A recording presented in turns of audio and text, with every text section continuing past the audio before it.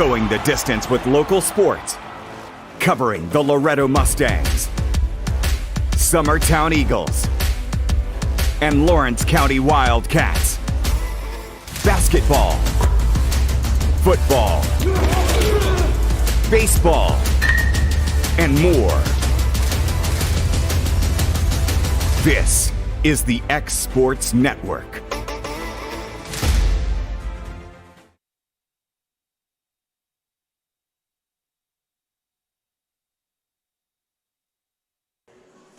And welcome in to Summertown High School. I'm Cam Ashburn alongside Brad Nilsson here at the Eagles Nest. It's the first installment of the Loretto Summertown matchup in the 2022 season. And Brad, this is a game that we saw these two squads match up 4 times last year, and it went all the way to the state championship game. But both the teams come in with one combined loss between the two. Loretto undefeated on the season. Summertown with the one loss, but two very good women's basketball. And if you look at various polls across the state, you've got the Coach T poll, you've got the AP poll, you've got the Tennessean poll, and no matter what poll you look at, these two teams are in the top 3. Absolutely. It's going to be a fun night of basketball. A little hot there, sorry. Creekwood was the one loss for Summertown by 3. They split with Creekwood this year, 58-55. Was the first loss a couple days ago, but should be a unbelievable night of basketball on both games. Girls game should be fantastic. Guys game ought to be really good as well. Of course, I don't have to tell you anybody most likely listening what this game means and what they did. Both these two schools did change classifications in between the two seasons last year over the summer. Both schools went up to AA. And the reclassification added the TWSAA added an extra class. There's now 4 classifications instead of 3. So that reshuffled some things, and both these two teams ended up moving up to AA. They were the 2 of the bigger schools in single A. Now they're 2 of the smaller schools in AA. And as of right now, and it's still the embarrassment of riches, these two programs, basketball programs, boys and girls, are still very much in the thick of things. Now, in years to come, that may change, but as of right now, both these two schools, especially on the girls' side, are vying for a state championship. Now, on the flip side of that, it's rearranged the region and the sub-state as well. And while the region may not be travel-wise quite as bad, district is about the same competitiveness as it was in single A, maybe slightly worse this year. But you look at you get to the sub-state end of it, and this is where home court advantage is going to play a huge role.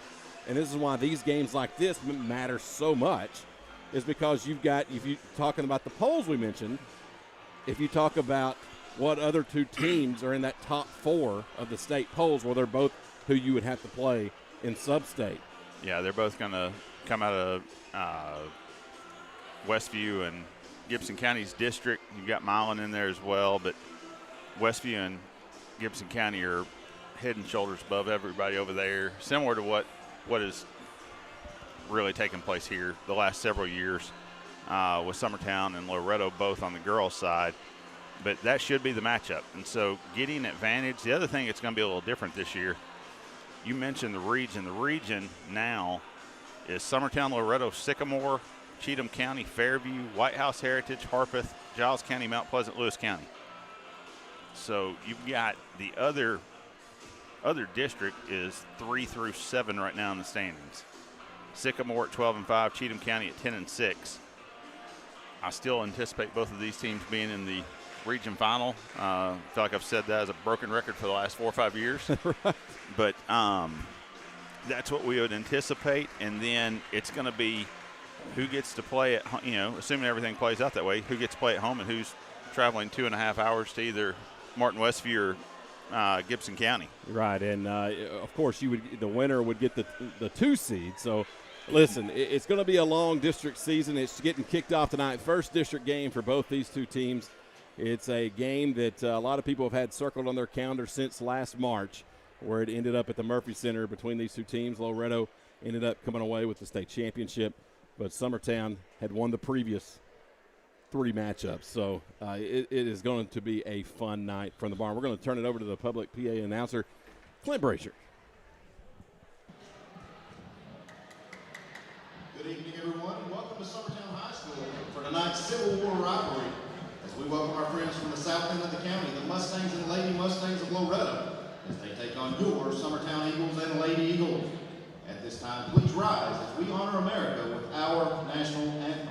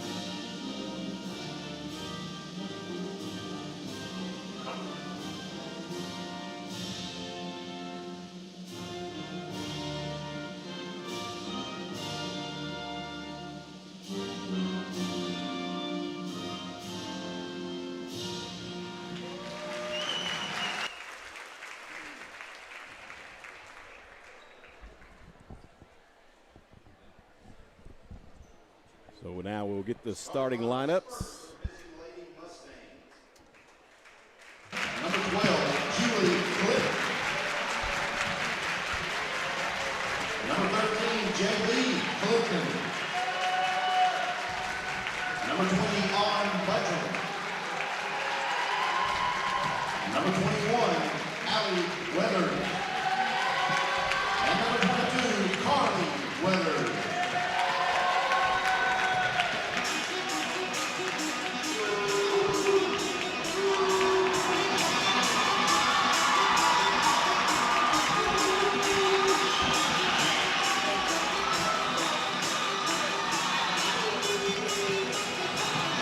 Starting lineup for Coach Jeremy G and your Summertown Lady Eagles. The point guard, the sophomore, number 2, Carly Campbell. At guard, the sophomore, number 3, Emily Brazier. At forward, the junior, number 12, Mia Dinwiddie. At shooting guard, the junior, number 10, Ainsley Burleson.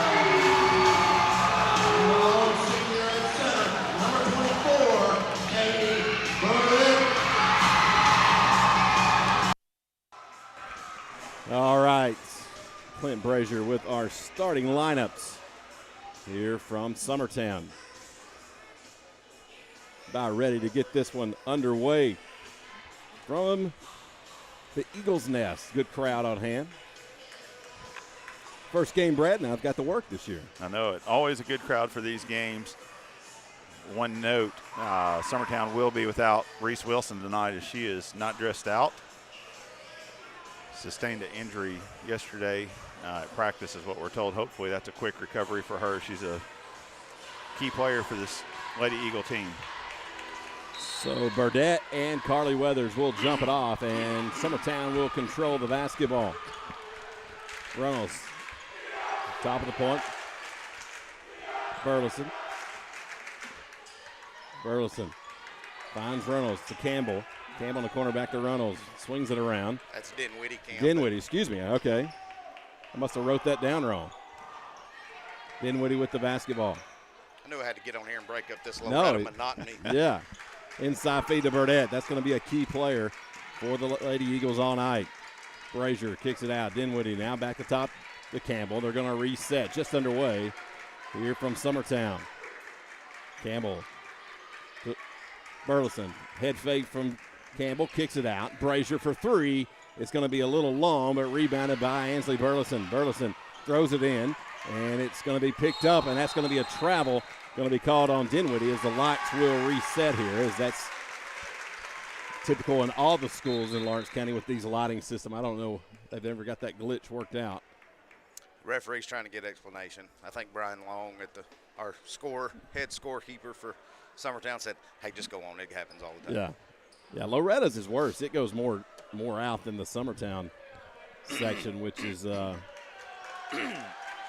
Loretta's got it timed out to where they don't start the game until the cycle. It happens quicker than what Summertown does, but it's kind of funny how all that works. Loretto will inbound, no score. Carly Weathers with the ball. Hands it off to Clifton. Back to Carly, right side. Weathers gets a screen from Buttram. Could have been a moving screen, no call. Allie Weathers, cross-court feed. Back to Carly. Going to be interesting, Cam, Brad. I know Loretto plays pretty good 5-out set, and Burdett's going to have to go out and guard a guard. So it's she's going to be interesting to to see how that works. She'll get put in pick and rolls a lot. Three-pointer no good. Now Campbell thought about the wide-open deep three, passes it up, goes off the leg of J.B. Clifton, and so Summertown will inbound along the baseline underneath their own basket. Campbell looks inbound. It gets it into Brazier. Brazier's shot put up, no good. Brazier, rebound's going to go to Julie Clifton. Burdett was fortunate not to get over the back on that. That's exactly my thoughts. Carly Weathers, a deep three on Burdett. That one's going to be off the mark. Rebound. That time, I believe that's Dinwiddie that pulled that one down.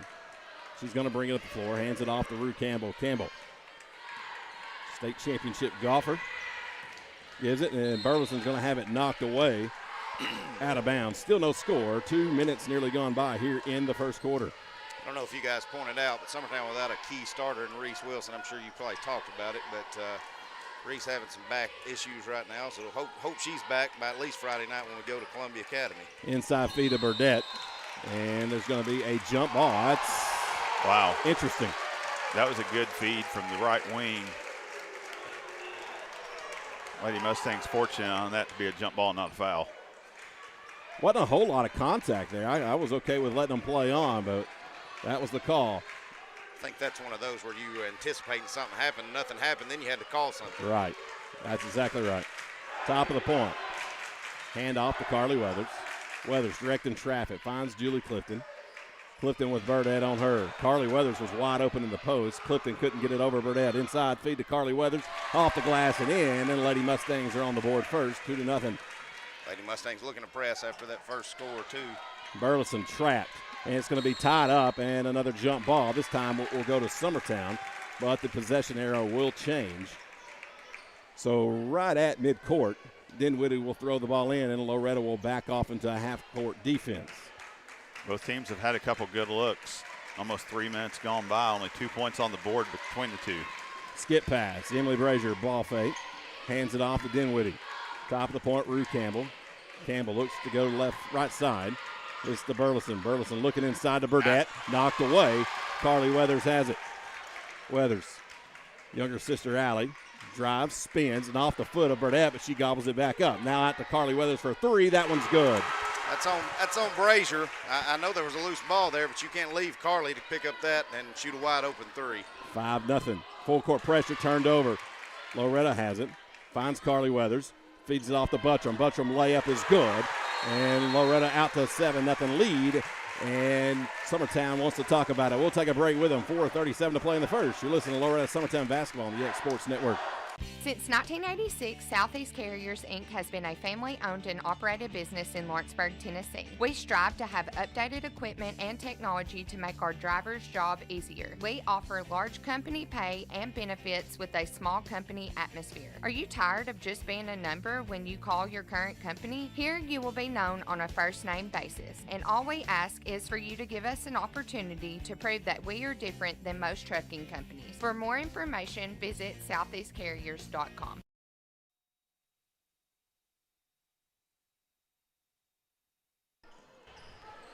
Welcome back in. Summertown with the basketball. Cam Ashburn alongside Brad Nielsen and Clint Brazier. Pressure again, half-court trap. Summertown gets out of it. Brazier, top of the point, Dinwiddie. Rue Campbell wants a three. It's going to be good, and Summertown's on the board first. We've got a percentage now. Carly Campbell's going to race up the floor. Finds J.B. Clifton in the corner for three. Good. We talked about it being a slow start for both teams, and all of a sudden the lids come off. Summertown. Ansley Burleson takes it baseline. It's blocked, and there's going to be a body foul. That one's going to be on Carly, at least it should be. And that will send Ansley Burleson to the free throw line for 2. That is going to be on Carly, her first, team first.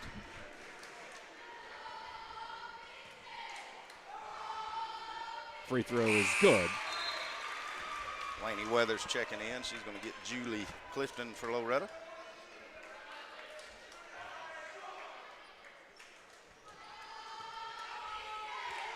Second free throw also good, and it's a 5-point advantage for Loretto. Carly Weathers will bring it up the floor across midcourt. It's going to be interesting to see what Loretto does here now that Carly has an early foul. She's playing the middle of the 2-3, and Burdett's actually had a chance to post her up twice and just unable to catch the ball. I think that's where you got to go, especially if you see that matchup the next time Summertown's on the other end of the court. Laney Weathers with it.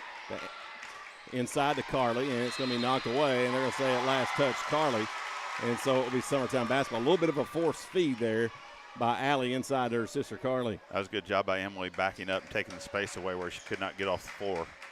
3-quarter court press now for the Lady Mustangs. Campbell to Burleson. Burleson top of the point, picks up her dribble, back to Campbell. Left side to Dinwiddie. Now back to Campbell. Campbell gets some space out around the 10-foot line. Back to Burleson, swings it around. Brazier, and they're going to call a walk on Emily Brazier. I didn't see it. My view was blocked, but the official was right on top of it.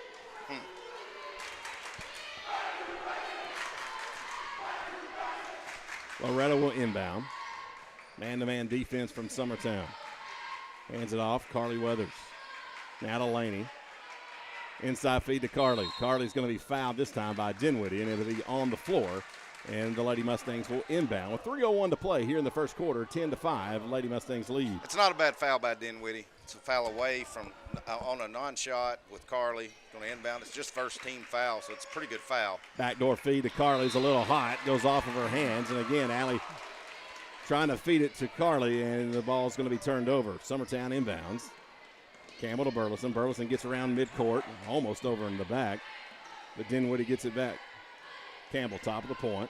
Ball fake again, settles it down. Back to Burleson, left side. They've moved Carly to the outside of the 2-3 now. Inside to Burdett. Burdett's shot goes up and good. And it's a 3-point lead now for Loretto. Summertown's got the last 7 points. Kicks it out. 5 points.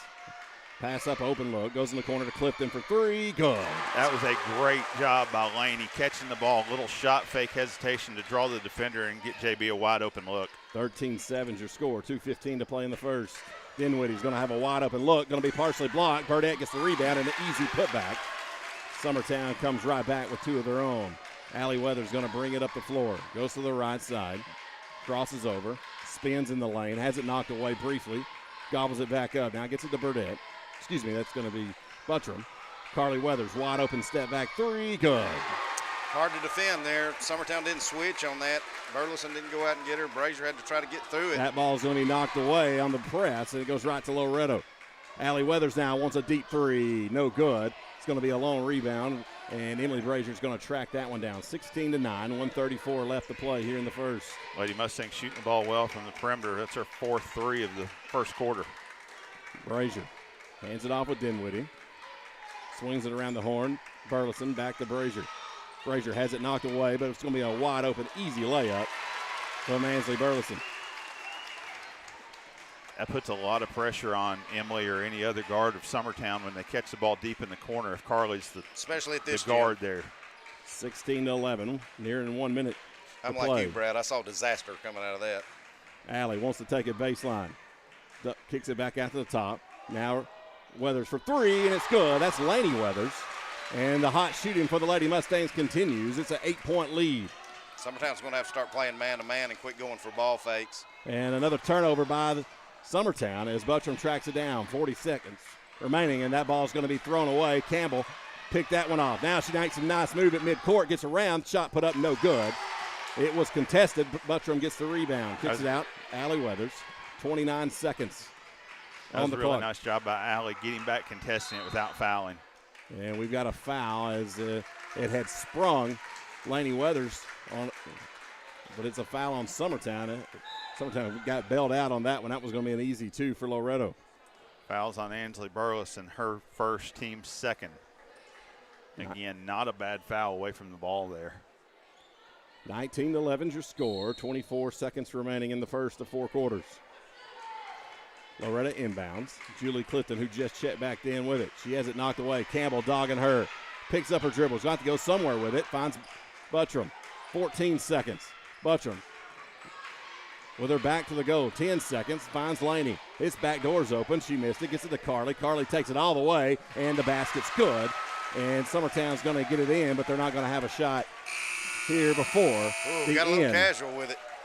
Almost stolen away by Carly Weathers. 21-11, 10-point lead for Loretto. We head to quarter number 2. You're listening to the X Sports Network. Being raised in Tennessee, we believe in the importance of family and community.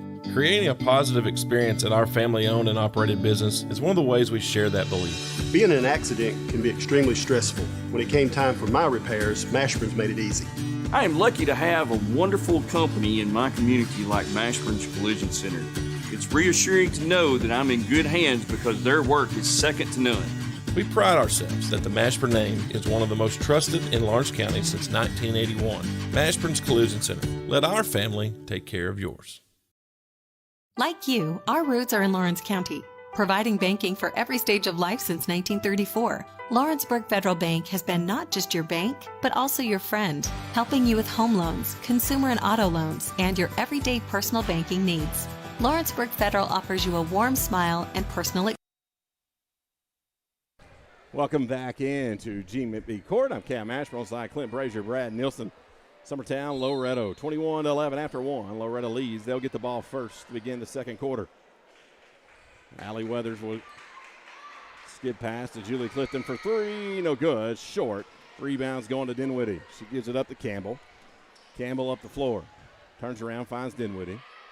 Inside feed to Burdett. It's going to be over her head and out of bounds. So Loretto will inbound the basketball. A 4th turnover on the night for Summertown. Difference in the game early is the 5 threes that Loretto made in the first quarter to the 1 of Summertown. Carly Weathers wants another one of those threes, and she got it. Lady Mustangs are hot from beyond the arc. Burdett with the ball middle of the floor. Turns around, pivots, finds Campbell. Campbell, deep 3. Everything she's got to get that one up, and she makes it. That was a big bucket for the Lady Eagles. They needed it. 10-point lead. Carly Weathers drives all the way in, kicks it out, and they're going to call a charge. charge. That's a big foul. That's Carly's second. And that was a – her mom's telling her she did put her right arm out a little bit, but that's a big second foul. Full court pressure coming from the Lady Mustangs. You're right. That is 2 big fouls. 24-14. And you look at fouls in this contest, it made a difference last year in Murfreesboro. Burleson, nice spin move in the paint. Shot up, partially blocked. Allie Weathers gets it back. Finds it ahead, and Carly has it. Shot put up good. Well, that feed was a little bit dangerous as well. But nonetheless, it worked out for 2 points. 12-point lead for Loretto. Rue Campbell takes it up the floor. Kicks it out to Brazier. Brazier, long 2-point jumper, no good. Rebound by Allie Weathers. With Carly having Carly having 2, the Lady Eagles can attack the basket right now. Laney's really the only shot blocking threat that the Lady Mustangs have on the court at the time. Laney Weathers for 3, in and out, no good. Rebound Allie, no good. Put back, no good. Rebound again, put back, no good. And rebound that time again by Allie Weathers. And she's going to be fouled, and I don't know about that one. They said the foul was good. They said it was 2 shots. That should have been baseline out of bounds. It should have been out of bounds on the floor. But nonetheless, it will be 2 free throws coming up for the freshman Allie Weathers. 26-14 with 6:20 to play in the first half. First free throw from Weathers is good. Foul was on Olivia Riggs for Summertown.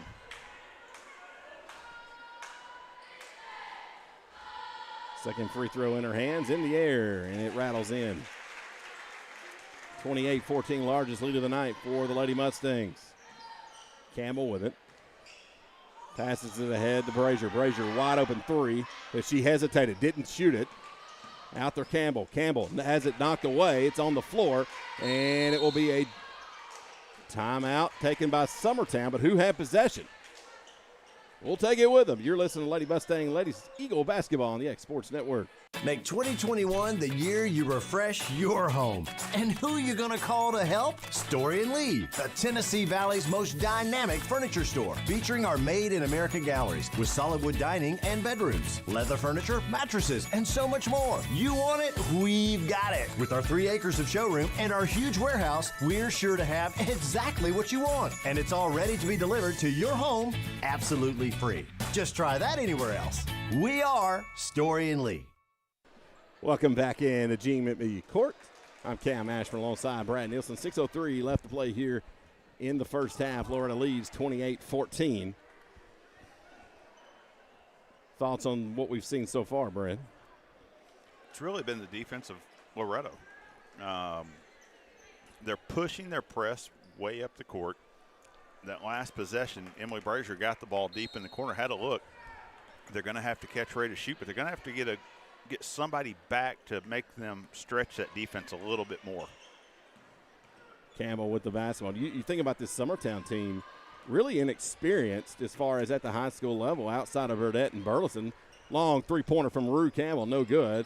Rebound, Carly Weathers. Rue saw a little bit of playing time last. Home run pass ahead, and it's taken away, that time by Campbell. That was really good defense by Rue on that possession. It was. Kicked out to Burleson. Burleson was a starter last year, and that was thrown away. Carly Weathers picks that one off, and that should have been a foul, and it's knocked out of bounds. But Loretto will retain possession. But you look at with this Summertown team, it's a lot of inexperience. Rue's had a lot of minutes. Not a lot of big minutes. And they're missing Reese tonight. Sure, absolutely. Because she's a great defender, great rebounder, can get you 6-8 points a game. Laney knocks down a long 2, set over here on this side. So her foot was on the line, but it's 30-14. Turnovers right now for Summertown has really been the difference, where Loretto's been able to get out in transition and score some easy buckets. Burleson, bounce pass. Riggs for 3, no good. Rebound in the lane, picked up by Julie Campbell. Campbell's going to run with it. Gets it up, hesitates, being chased from behind by Campbell. And they're going to call an offensive foul. That was a bad call. On Julie Clifton. I don't know about that one.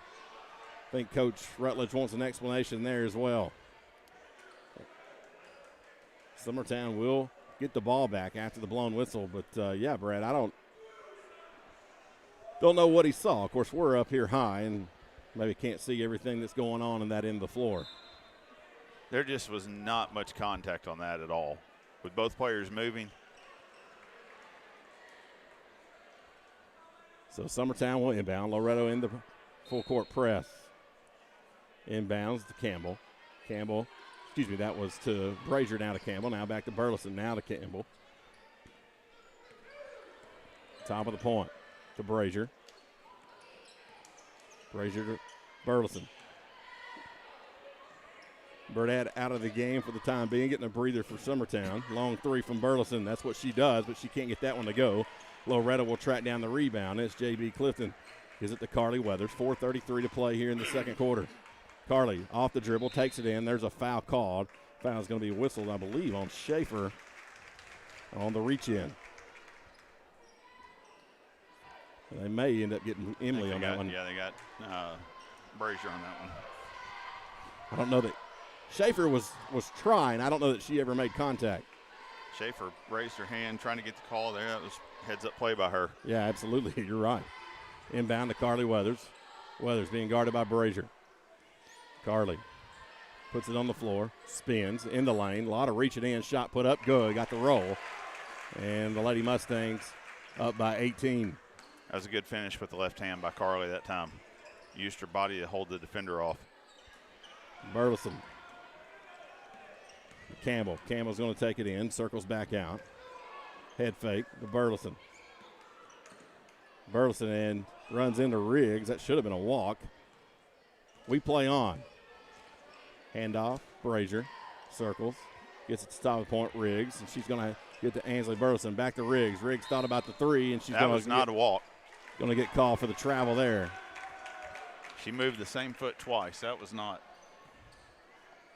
It seems to me, and again, this is the first time I've watched Summertown live. I've watched the live feeds that Clinton, the guys do. They do a fantastic job up here. But it just seems like they're a little gun shy. They're not pulling the trigger when they really have the open looks. Allie Weathers with the basketball for Summertown, or for Loretto. Kozart for a deep three. That never had a shot. Kind of might have rushed that one a little bit, and there's going to be a reach-in foul there on Loretto. It's either going to be on Buttram. I believe they got JB on that one. They got JB Clifton on that one. 32-14, 3:28 to play, and here comes Burdett back in the game, who I think just has 2 points on the night so far. Yeah, they're going to have to get her going. She had a couple opportunities early, unable to secure the entry passes, but she needs to get it going in a big way for Summertown to put some pressure on Loretto in the paint. It's going to be guards having a hard time so far getting it into her. That time Burleson does. Now good kick out. Brazier on the baseline. Brazier drives, and they're going to get JV again on the foul. Not a lot contact there. That's what happens when the ball goes into Burdett. She sees a threat of scoring every time she catches it.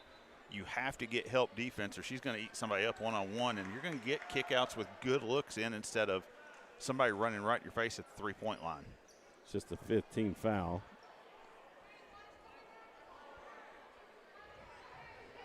Ainsley Burleson will inbound to Burdett. Swings it around, top of the point, Campbell. Burleson gets it back. Works the right side, Riggs.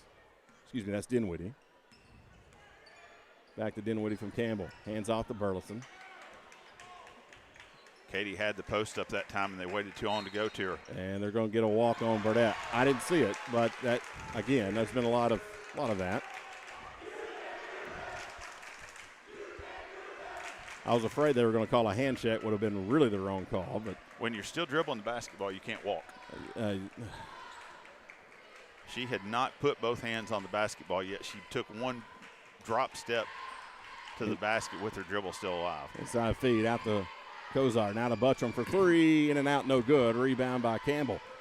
Campbell's going to race it up the floor. She's not going to play around this time. Gets down, stops, hesitates, and backs it back out.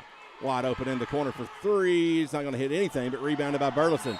Shot put up, and they're going to call a foul on Laney Weathers, and that'll send Ainsley Burleson back to the line for the second time tonight. That's what the guards of Summertown are going to have to do, though. When they get the open look, they're going to have to be willing to pull the trigger. 32-14, 2:21 to play. First free throw up and good from the junior Burleson. Second free throw quickly up and good. That's 6 for Ainsley on the night. We'll need more of that from her. Allie brings it up the floor. Campbell's on her. Goes right side. Carly inside the Kozart. Kozart looking for somewhere to go. Back to Carly. Carly, deep three, good. Well, there's not a lot you can do there. You're going to have to force her to put it on the floor tonight. She's shooting it too well from beyond the arc. 35-16 to score. Inside feed to Burleson, or Burdett. Burdett's shot no good, but they're going to call a foul on Kozart.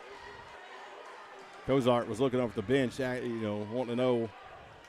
Didn't think she thought she fouled, but they said, hey, when you put your hands down, that's going to get called, whether you can make contact or not. And she may have had a point, but that's you're in proper defensive position there, and that's not going to get called.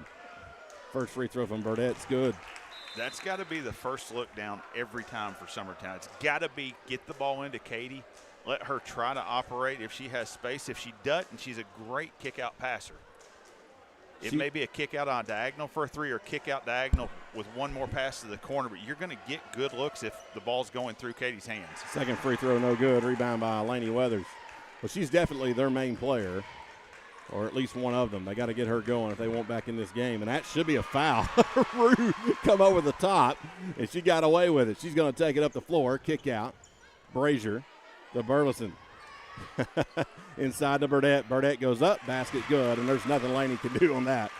That was a strong move from Burdett. 35-19. Carly brings it up the floor. Crossover, nice guarded. She's getting pushed. Kick out Laney Weathers for three. No good. Rebound Burdett. Summertown with a chance to cut into this lead a little as Lady Mustangs have missed one or two from the outside. Kick out. Swings it around. Campbell. High post is Burdett. Now Campbell's going to throw up a three, and it's good. That was a deep one. That's her second deep one like that of the night. And here come the Lady Eagles. 1 minute to play here in the second quarter. 35-22. That's 9 for Rue, all on threes. Buttram takes it in. Might have got away with a push-off there. Carly dribbles it around, 45 seconds, looking for a screen. Directed traffic now. Going to try to isolate. Drives in, gets into the baseline, shot goes up, in and out, no good. Rebound Summertown. Burleson hands it off to Campbell. Campbell's going to race up the floor. Campbell, who's been hot from deep tonight. Skip pass to Brazier. Brazier to Dinwiddie. Back to Brazier. On the floor, it goes to Campbell. Campbell, oh, yep, and she did. She tried to stretch it too hard to fake out and drug her pivot foot.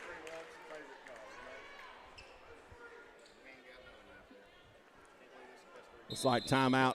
Loretto, 30 seconds. We'll keep it right here with 21 seconds remaining here in the first half. 35-22, and Summertown just doesn't look real comfortable right now. And Lady Mustangs don't at times. When the ball's going into the post, Lady Eagles look much more comfortable to me. When it's and this is any team. Whenever you're just playing perimeter offense and all you're doing is swinging it side to side, it allows the guards of Loretto to jump all the passing lanes. You've either got to attack and take the ball off the bounce to the basket and go score it yourself, or you've got to get the ball in Katie's hands and let it work from the inside out, because all the pressure of Loretto is outside in pressure.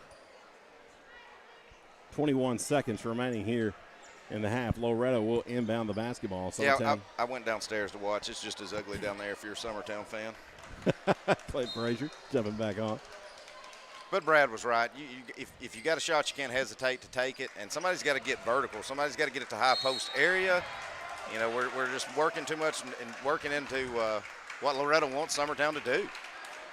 Rue Campbell's going to pick up a personal foul there. I think everybody in the gym was waiting to see which way that was going. Yeah, I mean, yeah. Was it going to be a push-off or was it going to be a hand check? I think he could have probably called either one. Flip a coin.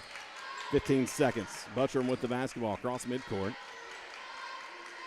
Feeds it inside. Carly Weathers, 8 seconds. Kicks out. Alley for three. And it's good. And Loretto will take a 38-22 lead into the half. You're listening to Summertown Loretto Basketball on the X Sports Network. Hey friends, this is Barry Doss. Over the past 30 years, Doss Brothers Incorporated has grown from its humble beginnings to working daily to build the future of Lawrence and surrounding counties. From breaking ground to opening day, Doss Brothers has been there every step of the way for many businesses, industries, and homeowners in our community. With nearly 40 years under our belt and the blessing of every new day, we strive to keep building the foundation of our communities tomorrow. We are Doss Brothers, proudly building progress in Southern Tennessee.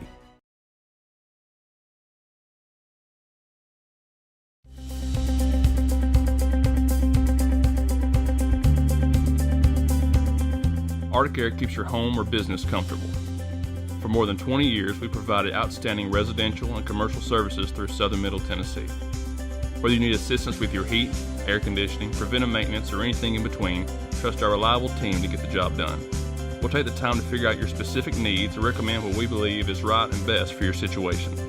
We've been using Arctic Air for over 15 years now. Their service is great, they're here when we need them, and their prices are competitive. They take the worry out of the heat and air so I don't have to. Arctic Air. When you need us, we'll be there.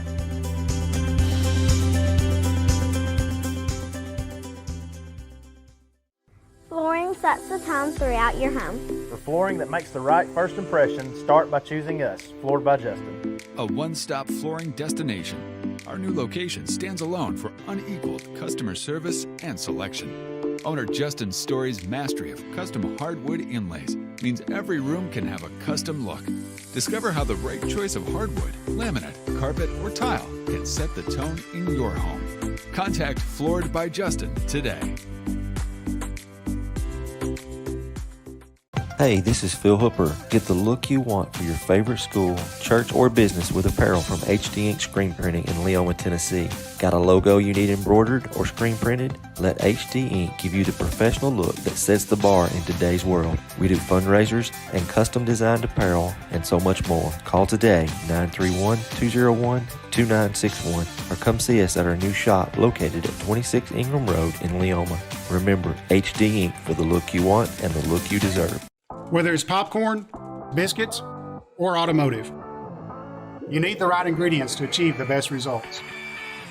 Heritage Automotive is proud to serve our community with a continually growing inventory. We also help our community grow by contributing to a vibrant economy, which helps build schools. I'm Keith Durham, and I'm the General Manager here at Heritage Automotive, and it's my job to make sure that you're 100% satisfied. Heritage Automotive, your hometown Chevy, Buick, and GMC dealer. Being raised in Tennessee, we believe in the importance of family and community. Creating a positive experience at our family-owned and operated business is one of the ways we share that belief. Being in an accident can be extremely stressful. When it came time for my repairs, Mashburn's made it easy. I am lucky to have a wonderful company in my community like Mashburn's Collision Center. It's reassuring to know that I'm in good hands because their work is second to none. We pride ourselves that the Mashburn name is one of the most trusted in Lawrence County since 1981. Mashburn's Collision Center. Let our family take care of yours. McMaster's Home Gallery, where you'll always get a special price every day. Shop their new showroom full of name-brand furniture, sofas, recliners, dining and bedroom suites, Serta bedding, lots of tables and chairs just to match your decor. McMaster's Home Gallery also has GE appliances. Stop by on Highway 43 in Loretto or call 853-6140. There are now more ways to save at Quick Mart. Become a Quick Club member and easily earn rewards on qualifying purchases at Quick Mart convenience stores using the Quick Club app, available in the Apple App Store and Google Play. To save on fuel for work, use the Fuel Rewards Pro app to earn 5 cents a gallon on work fill-ups and redeem the savings for yourself. To get started, visit fuelrewards.com/pro or download the app in the Apple App Store and Google Play. Hey folks, this is Fred Webb, principal broker and owner of United Country Southern Tennessee Realty in Lawrenceburg. Your local Realtree Land Pro agent specializing in country homes, farms, and land. If you're thinking about selling or would like a free comparative market analysis to see what your property is worth, please give us a call at 931-244-7126. We market your property worldwide to get you the most exposure, which in turn gets you the highest price in the shortest amount of time. Visit us at southerntandrealty.com. Make 2021 the year you refresh your home. And who you gonna call to help? Story & Lee, the Tennessee Valley's most dynamic furniture store, featuring our Made in America galleries with solid wood dining and bedrooms, leather furniture, mattresses, and so much more. You want it? We've got it. With our 3 acres of showroom and our huge warehouse, we're sure to have exactly what you want. And it's all ready to be delivered to your home absolutely free. Just try that anywhere else. We are Story & Lee. It's time for some straight talk about zero-turn mowers. Husqvarna's zero-turn performance mowers with rugged commercial drive give you high performance and a comfortable ride. Heavy-duty frame and chassis and commercial hydraulics take no punishment. With warranties now up to 5 years and low financing options, there's no competition. For a straight-up deal on the best in professional zero-turn mowers, go straight to your Husqvarna dealer. Welcome back into Summertown High School. I'm Cam Ashburn alongside Brad Nilsson, and halftime here, Lady Mustangs and Lady Eagles, 38-22 is the score. Loretto with the advantage. Brad Nilsson, I believe, has got our halftime stats. Yeah, first for the visiting Mustangs of Loretto. Leading away, Carly Weathers with 20 points in the first half, 4 threes. 6 for J.B. Clifton, 5 for Allie Weathers, 5 for Laney Weathers, 2 for Autumn Buttram. Lady Mustangs, 2 of 2 from the foul line, have already made 8 threes. Wow. I mean, just shot the lights out in the first half. And really, I mean, it was 5 in the first quarter, 3 in the second, so it wasn't like it was all first quarter loaded. They have shot it well from the perimeter. For the Lady Eagles of Summertown, leading the way, Rue Campbell with 9, Katie Burdett with 7, Ansley Burleson with 6 for the 22 points. Rue has 3 threes. That's the only threes from the Lady Eagles right now. Yeah.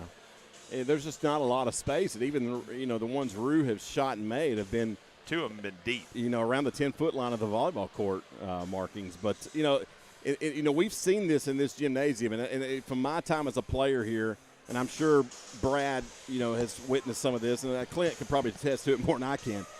I swear to you, both these 2 goals, they're different.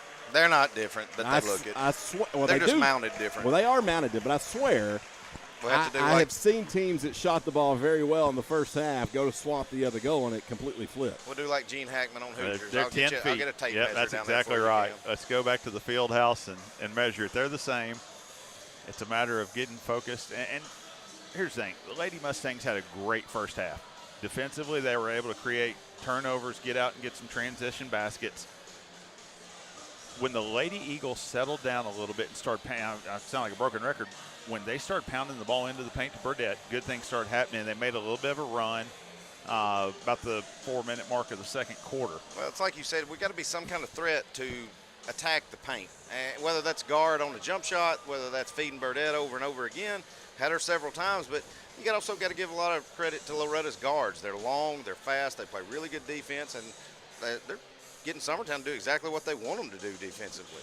They are. Burleson went left side one time and got a foul going to the basket. Got 2 shots there. But you got to make their guards make the guards of Loretto be shot blockers. Right. If they block your shot, tip your hat to them and say nice defensive play. But you can't just anticipate that they're going to block it clean and not have a call made. There's been, I think there were 13 fouls in that half, maybe 12 or 13 fouls between the two teams. So it wasn't like there was, choking on the whistle or anything. Put pressure on the officials to make the call for you by attacking the basket. But when the ball goes into the paint against Loretto's defense, you get so much better look off of kickouts because everybody's collapsing whenever they are overplaying the defense trying to get in the passing lanes. It's a recovery defense, and if you can get the ball to the painted area, good things are going to happen for the Lady Eagles as far as type of looks they're getting. If you're Loretto, you just got to take care of the basketball, eliminate a couple of the kind of silly turnovers on forced entry passes, and hope you keep shooting at something like this, and it's going to be a easy night. Doesn't matter who you play. If you're 8 threes in the first half, you keep shooting like that. That's right. It's tough to beat you.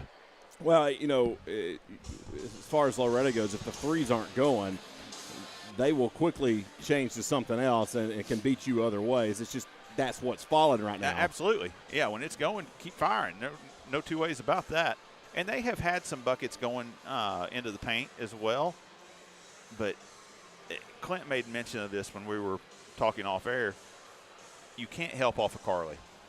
And this is a hard thing to learn how to do.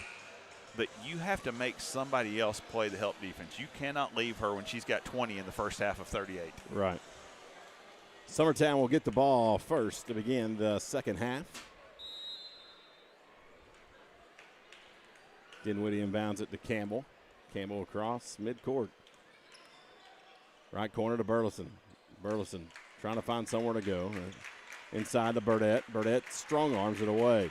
Dinwiddie circles it back out. Back to Dinwiddie. In the corner, Burleson wide open for 3. Good. Nice ball movement that time by the Lady Eagles. Ansley starts it off well for Summertown. Carly Weathers to Laney Weathers, who starts out in place of J.B. Clifton here in the third quarter, with J.B.'s on the bench, I believe, with 3 fouls. Maybe just 2. It is 2. Loretto with it, working it around. Dangerous pass. Carly gets it as Brazier on her. Takes it in, spins, kicks it out. Buttram, ball fake, working on Burdette. Backs it back out, hits a cutting Carly Weathers. Shot goes up and in. Could have made an argument for the and one. And it's 40-25. It's a good, strong finish on a nice look. Campbell has it thrown away. Alley over the head to Carly. Carly's going to take it in. Shot put up. Good. Ansley's got to step in front and take a charge there, or at least attempt. 42-25, just underway here in the third. Dinwiddie, cross-court feed. Inside, it's going to be knocked away, and Loretto comes out with it.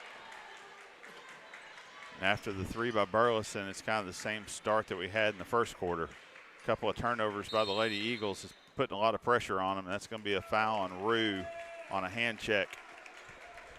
Yeah, Carly had her beat, and Rue wasn't going to give up the easy 2. That's the second on Rue. Carly will inbound the basketball, gets it into Alley. Alley Weathers to Carly. Carly works the left side. Emily Brazier on her. Gets a screen from Buttram. Kicks it around in the corner. Laney Weathers. 3 Weathers players on the floor. 2 of them are sisters. Laney with the ball in the corner. Nice feed inside to Carly. She's double teamed. Now triple teamed. Doesn't matter. She scores anyway. 44-25. There's nothing Rue can do on that one. She was actually there for the pass. Just was over her head. Brazier's open on the backside. If they can find her. Inside to Burdett, and basket's good. Good entry pass. Loretto quickly pushes it ahead. Carly Weathers, head fake. Puts it on the floor. Slowly dribbles to the middle. Shoots a three. Good. Well, Carly Weathers has had some memorable games in this gym, and she's having another one tonight. 47-27, largest lead of the night for Loretto. Timeout, Summertown. We'll take it with them. You're listening to the X Sports Network.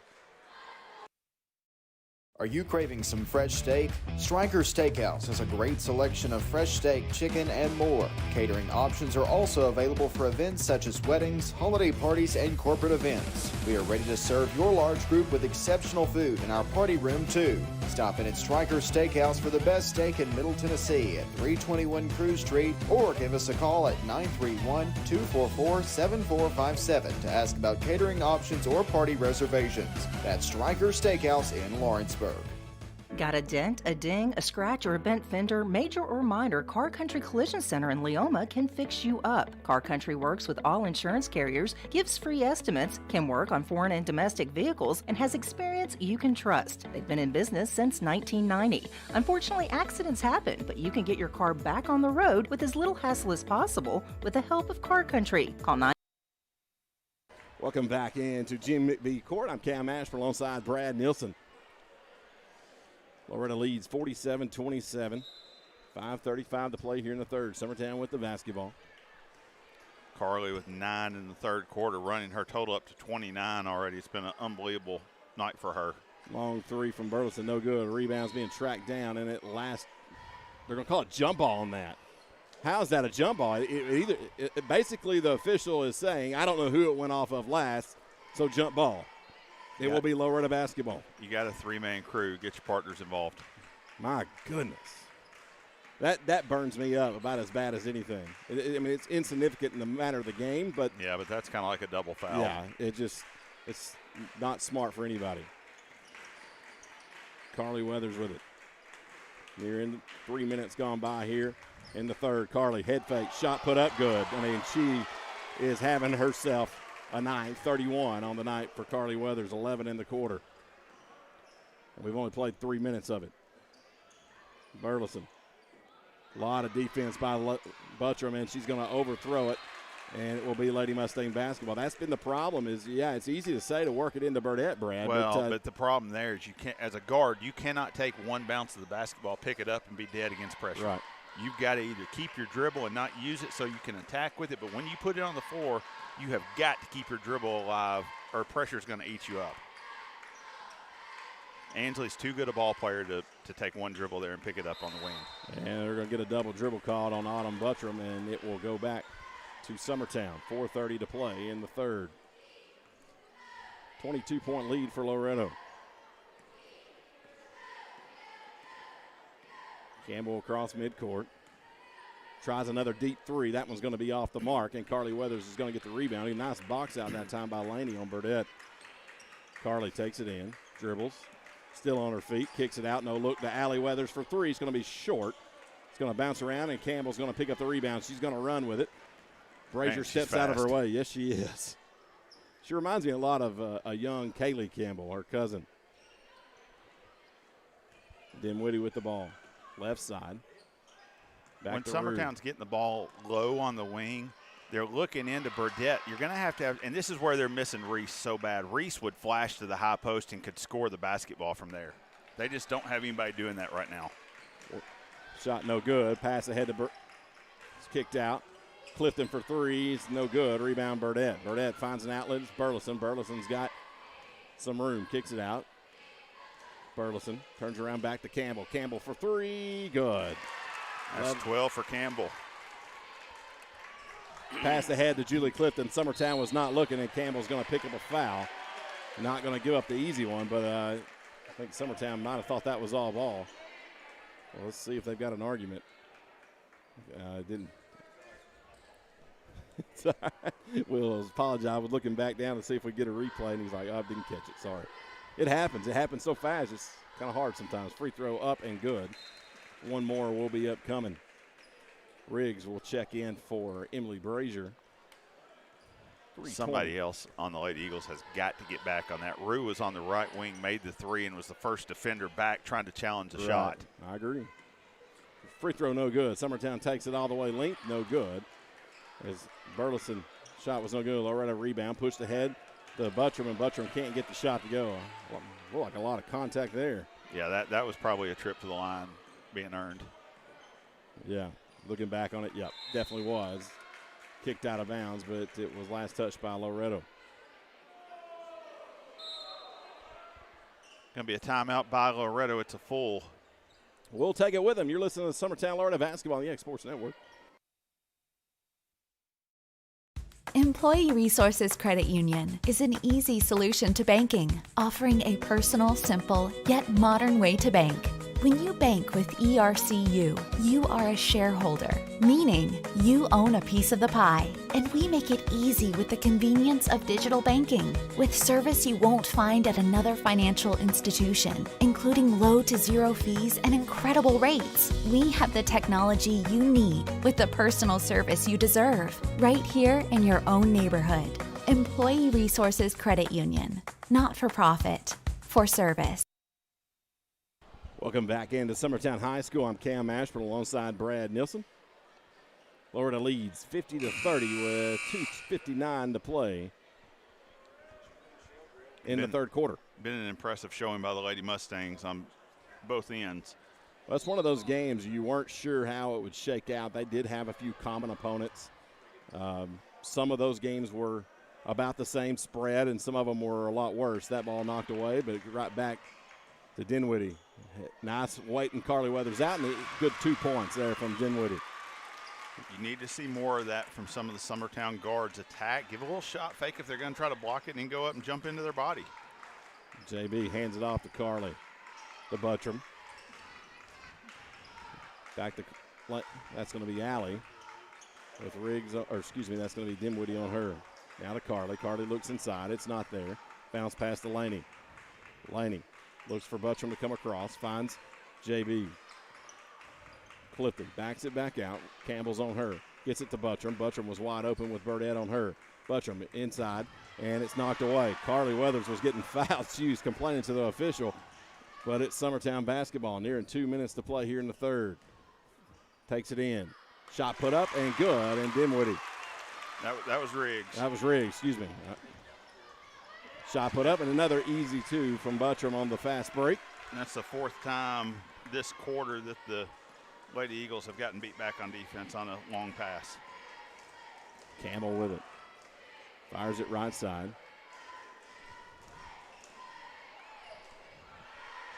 Long three from Campbell, no good. Clifton gets the rebound, and Burdett's going to pick up a foul. That's a soft one for sure. Coach Jeremy Jean not happy about that one.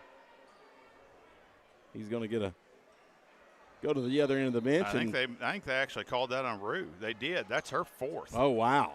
My goodness. Wow. He might have a point there. I thought they were calling it on Burdett, and I thought, well, that's soft. He's got a point to be upset. Allie Weathers around the back. That's a foul. Now to Carly. Laney Weathers. JB went for a ride in the paint. Tripped over her own feet, it looked like. Allie with it. Puts it in motion. Top of the point, Delaney. And has it knocked away and fallen on top of the basketball. That's going to be the third on Carly.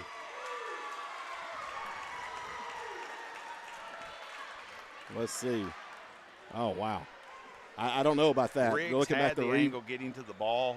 It looked like she fell, but when she went down, the angle the ref had there, that was going to be a foul on Carly. 52-34 is your score. 1:05 to play in the third. Riggs, easy layup, but she can't get it to fall. Excuse me, that's Dinwiddie. We're getting those two mixed up all night. Buttram for three. Partially blocked by Burdett, and Emily Brazier gets the rebound. She's trapped, looking for somewhere to go, and she's going to throw it away. Well,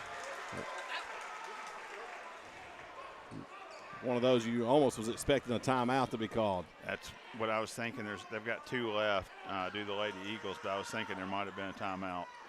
48 seconds remaining in the third. 52-34. Carly Weathers with it. Skip pass. Buttram swings it at Laney Weathers for three. Too strong. Rebound, Allie. Allie tries to look for somewhere to go, and she's going to get a walk called, and that was picked up by the Summertown sideline here. The fan section got that call. Halftime at the Page Lawrence County game, Page 27, Lawrence County 15, and Page number 1 in the state, so not too out of control. Shot put up, and Burleson scores on 2. Nice feed inside. Briefly knocked away, but it stayed with it. It puts Burleson double figures with 11. Three-pointer from Clifton, no good. Rebound, Buttram, off her foot. Carly picks it up. Jumper along the baseline, no good. Push off, and there's finally going to have to be a foul called somewhere. And the official that's not in position to make it has to make the call. Coach Rutledge is letting the other official that was there know it. So Buttram will shoot 2 with 6 seconds. That was chaos, and bodies flying everywhere. That's the first on Burdett. Free throw up and good by Buttram. Well, this is not a type of game you let get out of control, and if it's the boys' game, you definitely don't. Second free throw, no good. Brazier gets the rebound. 5 seconds, pushes it ahead. We got another clock, get a shot up. Takes it up, and shot's blocked. Shot at the horn is good, and they're going to count it. I don't know if she got it off in time or not. I think she did. Let's see on our replay. Nope. Nope. 53-38, but it counts. We head to the fourth quarter. You're listening to the X Sports Network. Hey, this is Phil Hooper. Get the look you want for your favorite school, church, or business with apparel from HD Ink Screen Printing in Leoma, Tennessee. Got a logo you need embroidered or screen printed? Let HD Ink give you the professional look that sets the bar in today's world. We do fundraisers and custom designed apparel and so much more. Call today, 931-201-2961, or come see us at our new shop located at 26 Ingram Road in Leoma. Remember, HD Ink for the look you want and the look you deserve. Flooring sets the tone throughout your home. For flooring that makes the right first impression, start by choosing us, Floored by Justin. A one-stop flooring destination. Our new location stands alone for unequaled customer service and selection. Owner Justin Story's mastery of custom. Welcome back into Summertown High School. The game's tightened up here the last 4 minutes of the third quarter. We head to the fourth. Summertown will get the ball first. 53-38. The officiating has been a little suspect all night, but it's really, honestly, it's went both ways. Summertown with it, top of the point, Burleson. She's had a big third quarter to Ansley. Riggs to Dinwiddie. Back to Burleson, left side. Man-to-man defense from Loretto. Clifton getting a lot of arm bar there without a call. Dinwiddie takes it in, a little shot up, good. She's had a big last couple minutes. Had 4 at the end of that last quarter. They got 2 more to start. 13-point lead for Loretto. They've led by as many as 21. Carly Weathers with the basketball. Kicks it over Laney Weathers. Top of the point to Autumn Buttram. Back to Laney. Laney looking for somewhere to go. Gets it to Buttram. Back to Weathers. Allie had a great post up if they look in. Carly being guarded by Riggs. Gets a screen. Carly's going to take it in. Jumpers up, and it's blocked. Loretto wanted a foul. I think it's clean. Buttram for 3. Good. Well, that's a loose ball that Summertown's got to come up with after Burdett makes a nice block. Emily Brazier will bring it up the floor. It looks like Campbell is going to start the fourth on the bench. She's got 3 or 4 fouls. Inside feed, 4. Burdett shot up and 1. That puts her in double figures with 11. Chance to get 12 on the free throw. There wasn't a lot of contact there. Maybe with the hand on the, and that's what they're going to call is the push. Is that on Allie, I believe? No. That's on Laney. But I'm not sure. It wasn't a lot there, but she did drop her hand down. Nonetheless, it'll be 1 free throw coming up. If she makes it, she'll complete the 3-point play, and she rattles it in. Summertown slowly chipping away, but do they have enough time? 6:33. Carly Gets it in the corner to Laney. Out to Allie. Summertown's really ratchet up the defense. Allie's going to take it in, kick it back out. Well, Laney Weathers for three, short. Rebound, Allie Weathers. Weathers goes straight up. How is that not a foul? Wow. And off the knee. That was one there, too. And it goes that back to was missed Loretto. calls on both ends. Autumn Buttram with it now. Loretto, this game's kind of got out of control. Handed off to Carly Weathers. Carly still dribbling with it. That's a moving screen. Man, that was a violent screen. Yeah. Allie kicks it out. Julie Clifton, top of the point. Julie's going to kick it in. Kicks it out. Buttram for three. No good. A 3-second call. And it'll be a 3-second call on Allie Weathers. She fell down, and when she got up is why that happened. Well, I'm looking back at the replay. She put her foot out of the paint once she got up. So it should have. That's a bad call. She took her foot, and there's a technical. I think we're getting a warning. It's a warning on who? The Loretto bench. Well, that was definitely a bad call looking back at the – but nonetheless, we play on 56-43. Loretto leads. Summertown with the basketball. They're letting both teams hand check a whole lot more than they were early in this game. Burleson drives, and it's knocked out of bounds on the block, and Summertown will keep possession. They'll have to inbound it. 5:29 to play here in the fourth. 56-43. Loretto leads. Summertown starting to chip away. Inbound to Burdett. Turns around, finds it to Burleson. Burleson to Dinwiddie. Puts it on the floor, hands it back off to Burleson. Burleson tries to fit it inside to Burdett. Burdett goes up, strong shot, no good. Rebound, Carly Weathers. Carly brings it up. Takes it coast to coast. Oh, my goodness. I hope she's okay. She hit the pad down here on this end zone. Thank goodness those are there now.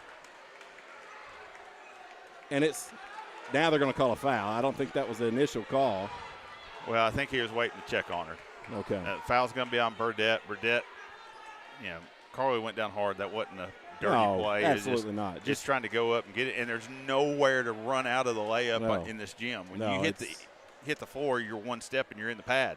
It's just a good reason why this gym needs replaced. Let's be honest. I'm not going that far. I love it. It's not about love or like. Free throw good. It's about safety. You're in a boring circus. It's like gladiator. It's a gladiator sport. That's exactly right. Are you not entertained? 57-43. One more free throw coming up from Carly Weathers. Glad to see she's okay. Second free throw good. Timeout Loretto. They might need it after that one. We'll take it with them. 58-43, 5:08 to play in the game. You're listening to X Sports Network.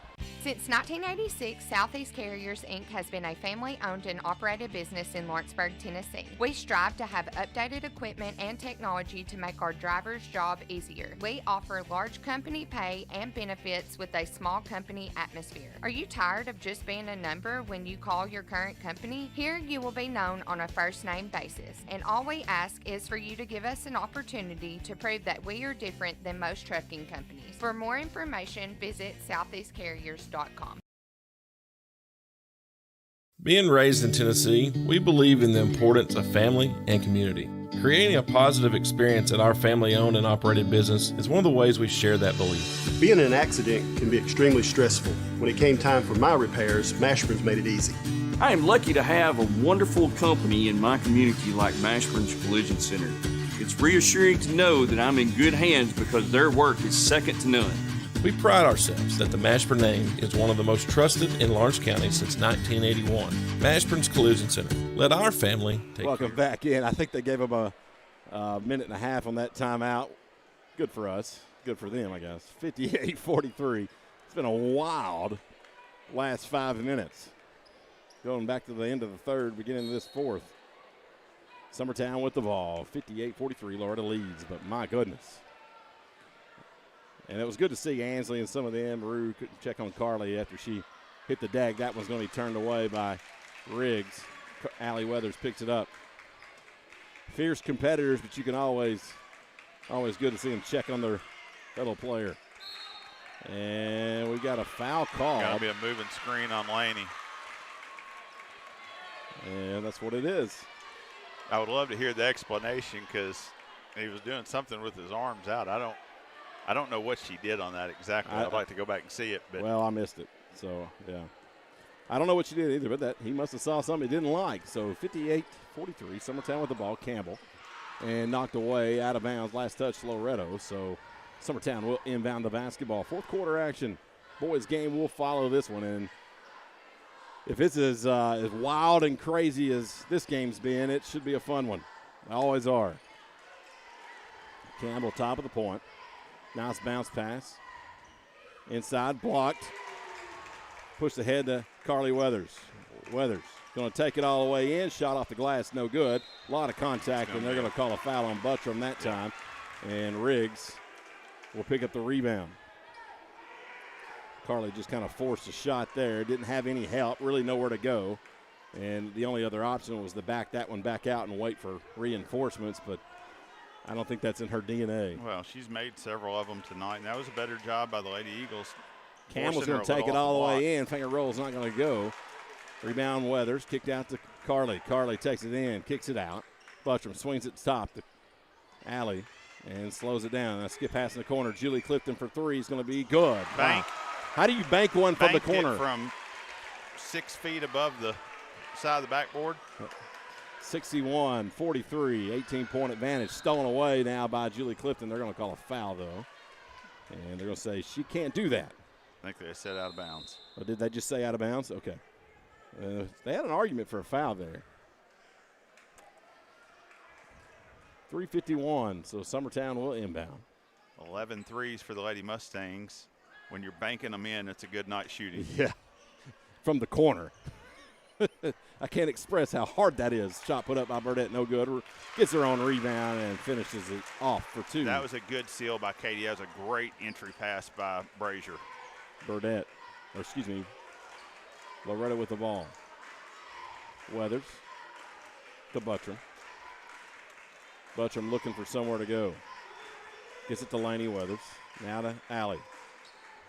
Dinwiddie's on her. Now it's to Carly. Top swings it around. And backdoor Alley Weathers goes up. Shot's good. Off the glass for two. And it's 63-45 with 3:07 to play. Inside feed to Burdett. Burdett goes up. Nice move again. Another two. Summertown wants a timeout. We'll take it with them. 63-47. 3 minutes exactly to play in the first of what we believe to be several meetings between these two teams. We'll be back. Like you, our roots are in Lawrence County, providing banking for every stage of life since 1934. Lawrenceburg Federal Bank has been not just your bank, but also your friend, helping you with home loans, consumer and auto loans, and your everyday personal banking needs. Lawrenceburg Federal offers you a warm smile and personal experience, as well as the conveniences of modern-day online banking, mobile banking, and telebanking. Lawrenceburg Federal Bank, your neighbor and friend, located at 118 West Gain Street, next to the courthouse. Welcome back into Summertown High School. I'm Cam Ashburn alongside Brad Nielsen. Clint Brazier's around here somewhere. He's been MIA for the last little bit. Inbound to Allie Weathers. Buttram right side. She's getting hung on to. Down to Carly. Carly gets a screen. And Buttram has set some hard ball screens. Shot put up, no good. Allie shot falling away is good. 65-47. Burleson, top of the point, inside feed to Burdett. Burdett double team, kicks it out. Long three from Brazier, no good. And Carly Weathers gets the rebound. That's the basketball the Lady Eagles have to play, though. And Carly's going to throw it away. Brazier picks it up. Nice job chasing it down. And that's not a walk, but it's close. Loretto wanted it, but that was a good no whistle there. Yep, move the same foot as many times as you want. Burdett, shot good, this time from the left side. Another nice entry pass. She is a problem for opposing teams. She does. She's as I said this last year on the year before on the broadcast. She is the best girls post player I have seen at getting position, sealing, and being able to finish with the other hand. Yeah. She is a legitimate issue for opposing teams, and she's got 18 tonight, I believe, if my math is correct. That's correct. 9 in this quarter. She is a stud player. I know it will never happen at this point, but imagine her and Carly on the same team as two dominant players as we've seen. Pick and roll would be unguardable. Unguardable. There's a look. That's going to be a foul. Goodness gracious. I think it's going to. I don't know what it is. The first 6 minutes of this quarter was as many hand checks as you could have without a whistle, and now all of a sudden that's going to put Allie at the line shooting 1-1. That's a 7th team foul against Summertown. All right, 65-49. If she makes the first, she'll earn the second. She makes the first and will earn that second free throw attempt.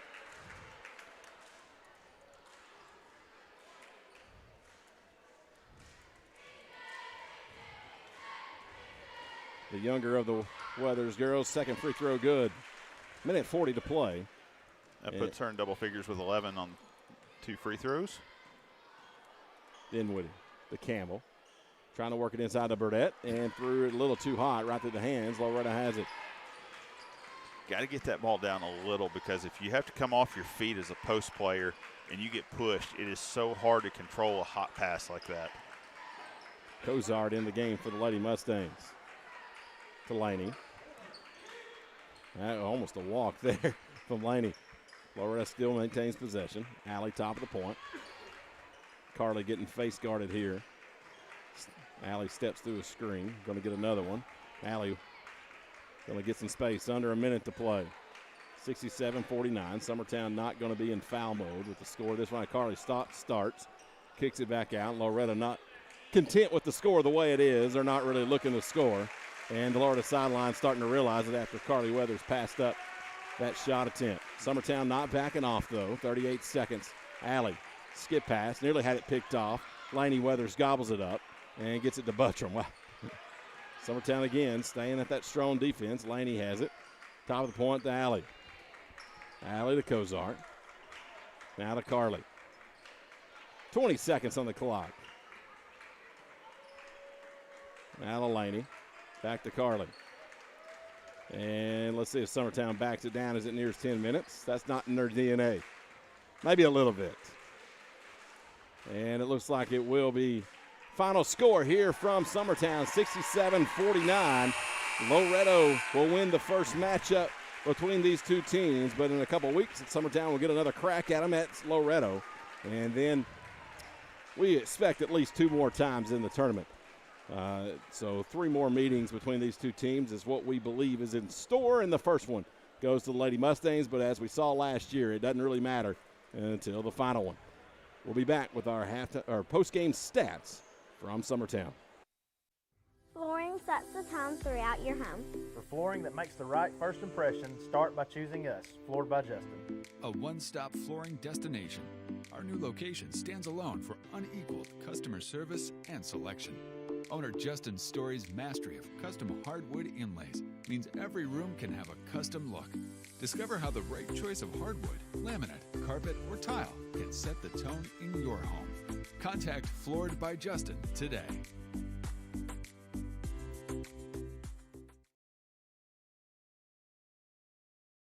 Whether it's popcorn, biscuits, or automotive, you need the right ingredients to achieve the best results.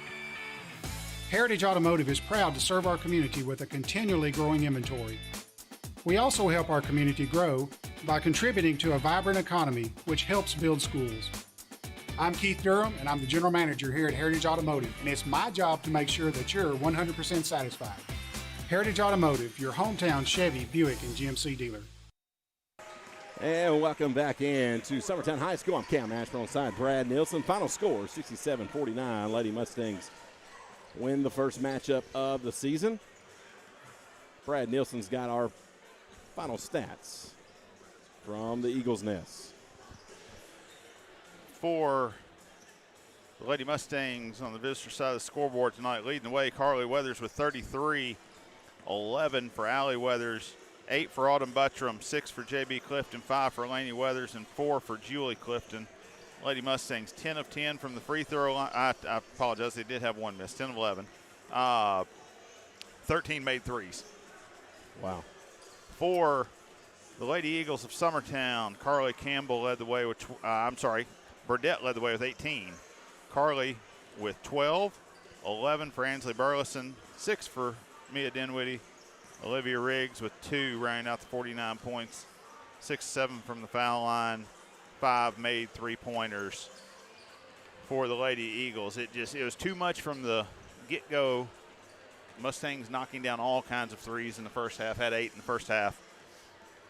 And the defense, they just smothered them on the perimeter early, got the lead, and really maintained at that point. I mean, it was a 16-point lead at halftime, ended up 18.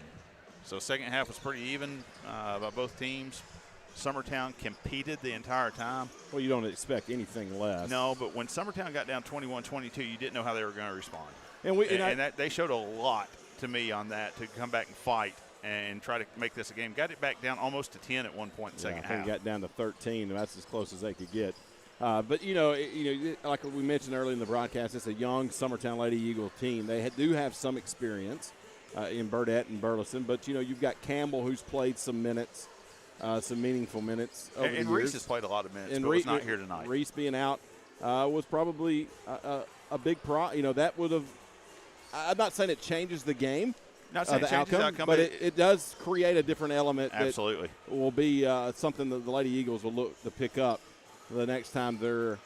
Hopefully, she gets healthy and can come back and be around for the next contest down at Loretto. But it's always a fun game between these two teams. We've got one more on the boys' end, as the Mustangs will look to sweep the night. And this is a contest between the boys. It's went back and forth in recent years. Loretto dominated it for a while, then Summertown kind of came on and had some good runs at it. But it's Summertown's a really good boys basketball team this year. Got a lot going on with the Burlesons, and it should be a fun contest. So we're going to take a little bit of a break, and we'll come back and get you set for that one. You're listening to the X Sports Radio Network.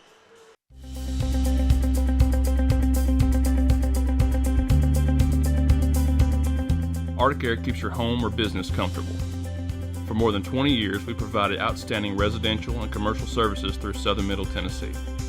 Whether you need assistance with your heat, air conditioning, preventive maintenance, or anything in between, trust our reliable team to get the job done. We'll take the time to figure out your specific needs and recommend what we believe is right and best for your situation. We've been using Arctic Air for over 15 years now. Their service is great, they're here when we need them, and their prices are competitive. They take the worry out of the heat and air so I don't have to. Arctic Air. When you need us, we'll be there.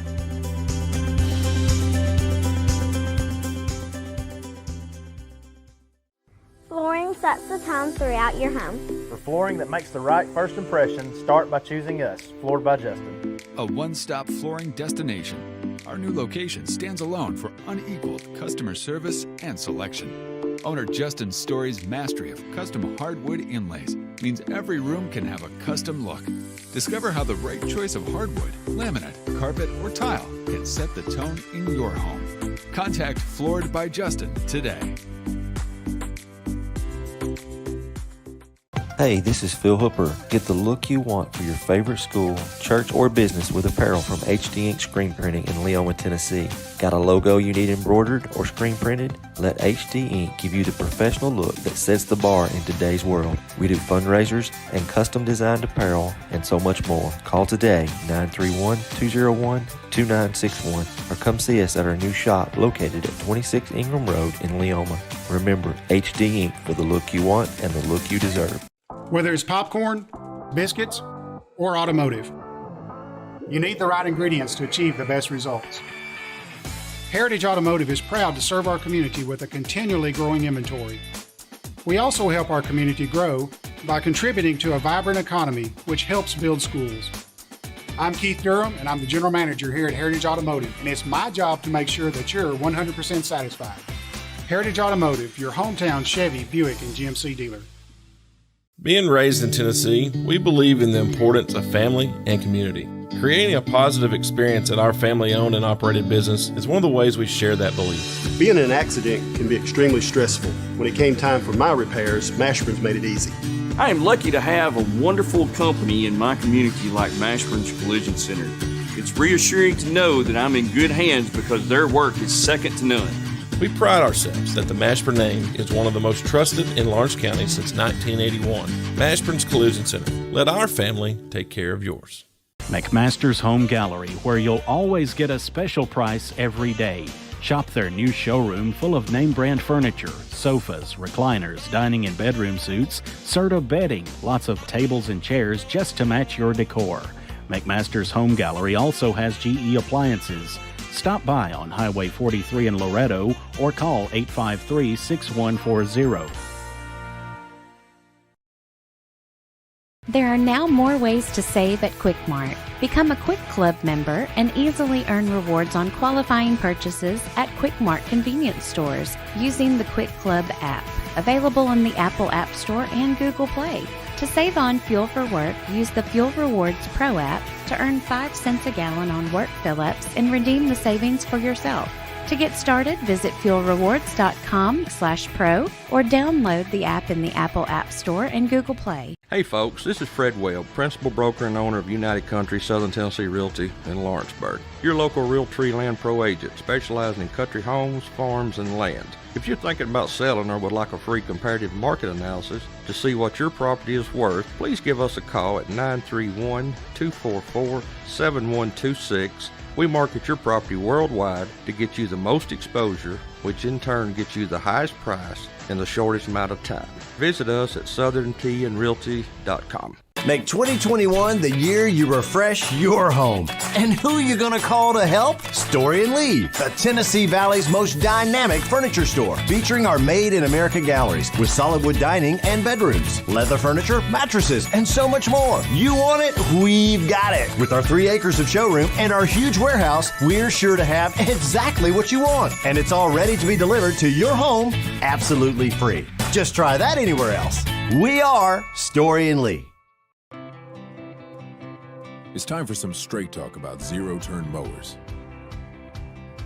Husqvarna's zero-turn performance mowers with rugged commercial drive give you high performance and a comfortable ride.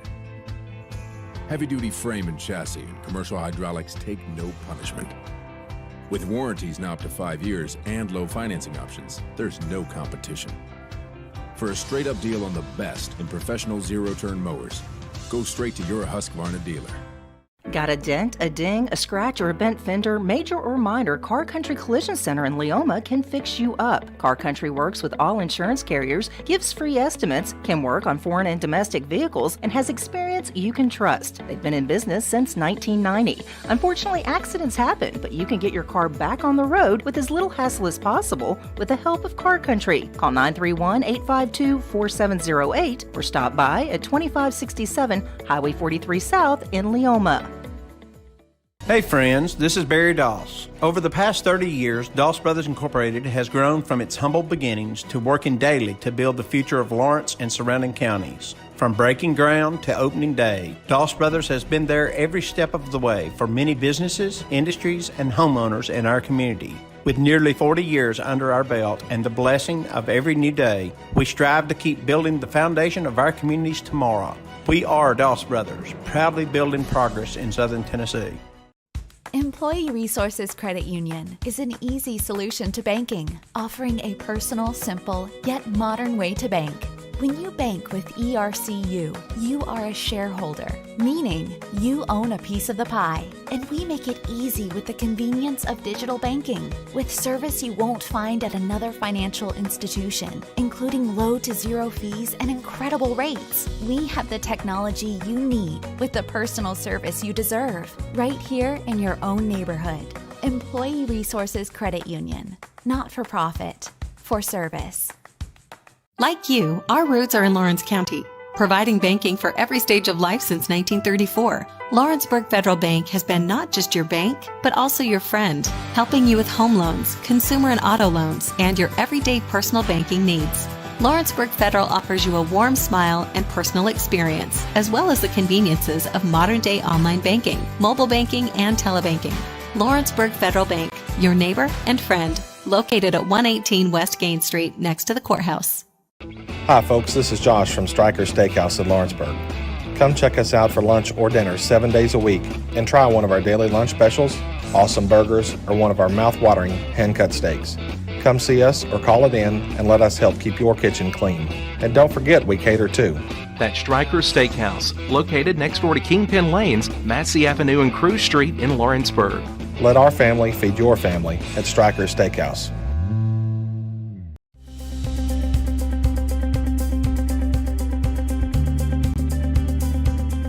ArcticAir keeps your home or business comfortable.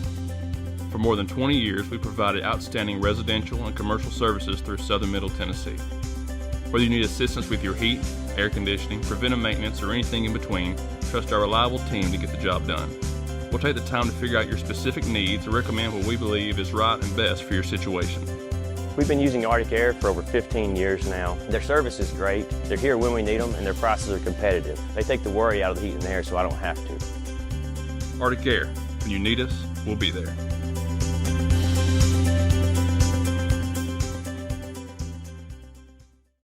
Flooring sets the tone throughout your home. For flooring that makes the right first impression, start by choosing us, Floored by Justin. A one-stop flooring destination. Our new location stands alone for unequaled customer service and selection. Owner Justin Story's mastery of custom hardwood inlays means every room can have a custom look. Discover how the right choice of hardwood, laminate, carpet, or tile can set the tone in your home. Contact Floored by Justin today.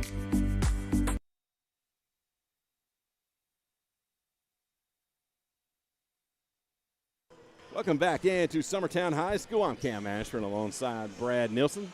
About ready for the boys contest here between Loretto and Summertown. Now it's been the tale of two seasons for the visiting team, Loretto Mustangs. Started out 0-4 on the year, and not the way Coach Tips and crew wanted this team to be playing, but picked it up along the way and went to Richland and had a nice tournament and won that tournament. Beat Lawrence County, who they'd lost to two previous times, and beat Richland again for the second time this season. And a really good Richland team, which, oh, by the way, beat this Summertown team. Now, Summertown, on the flip side of that, played Lawrence County. So there's been some common opponents, but played Lawrence County here at home, and we're down pretty big in the first half. And Gavin Burleson led the Eagles back with a big night.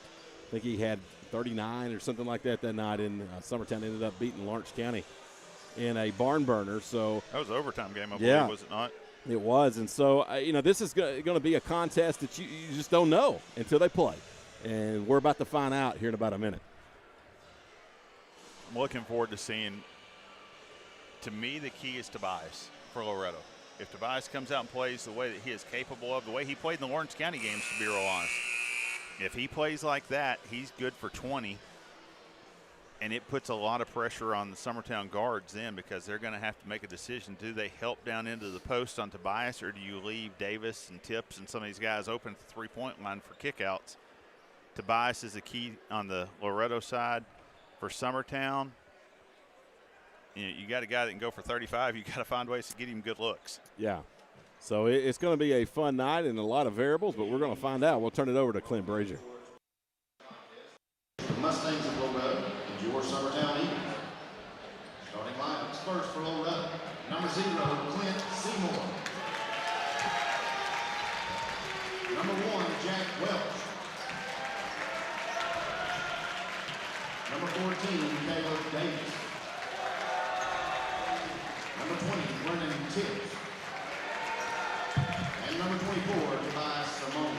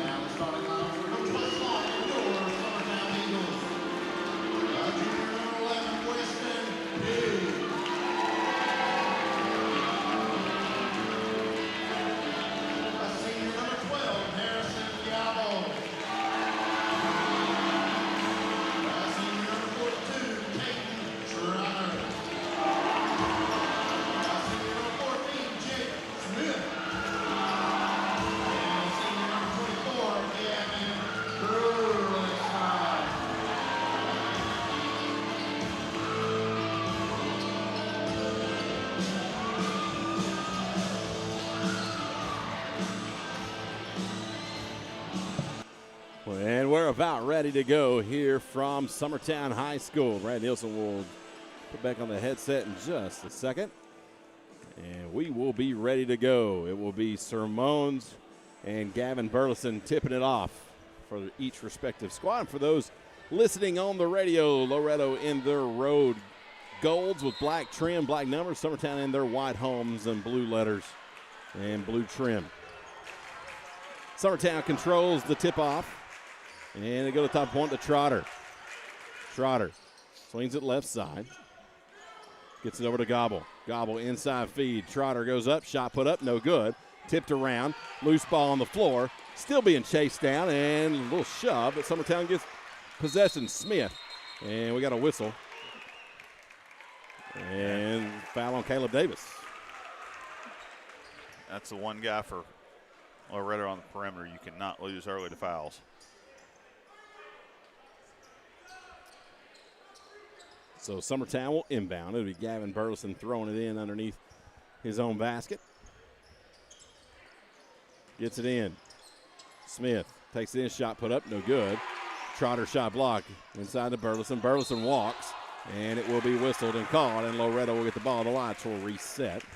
If you've watched a lot of basketball here in the county, you know exactly what I'm talking about. We play on. That's a good job by Tobias. Help defense turning that shot the other direction. No score here early. Tips hands off to Davis.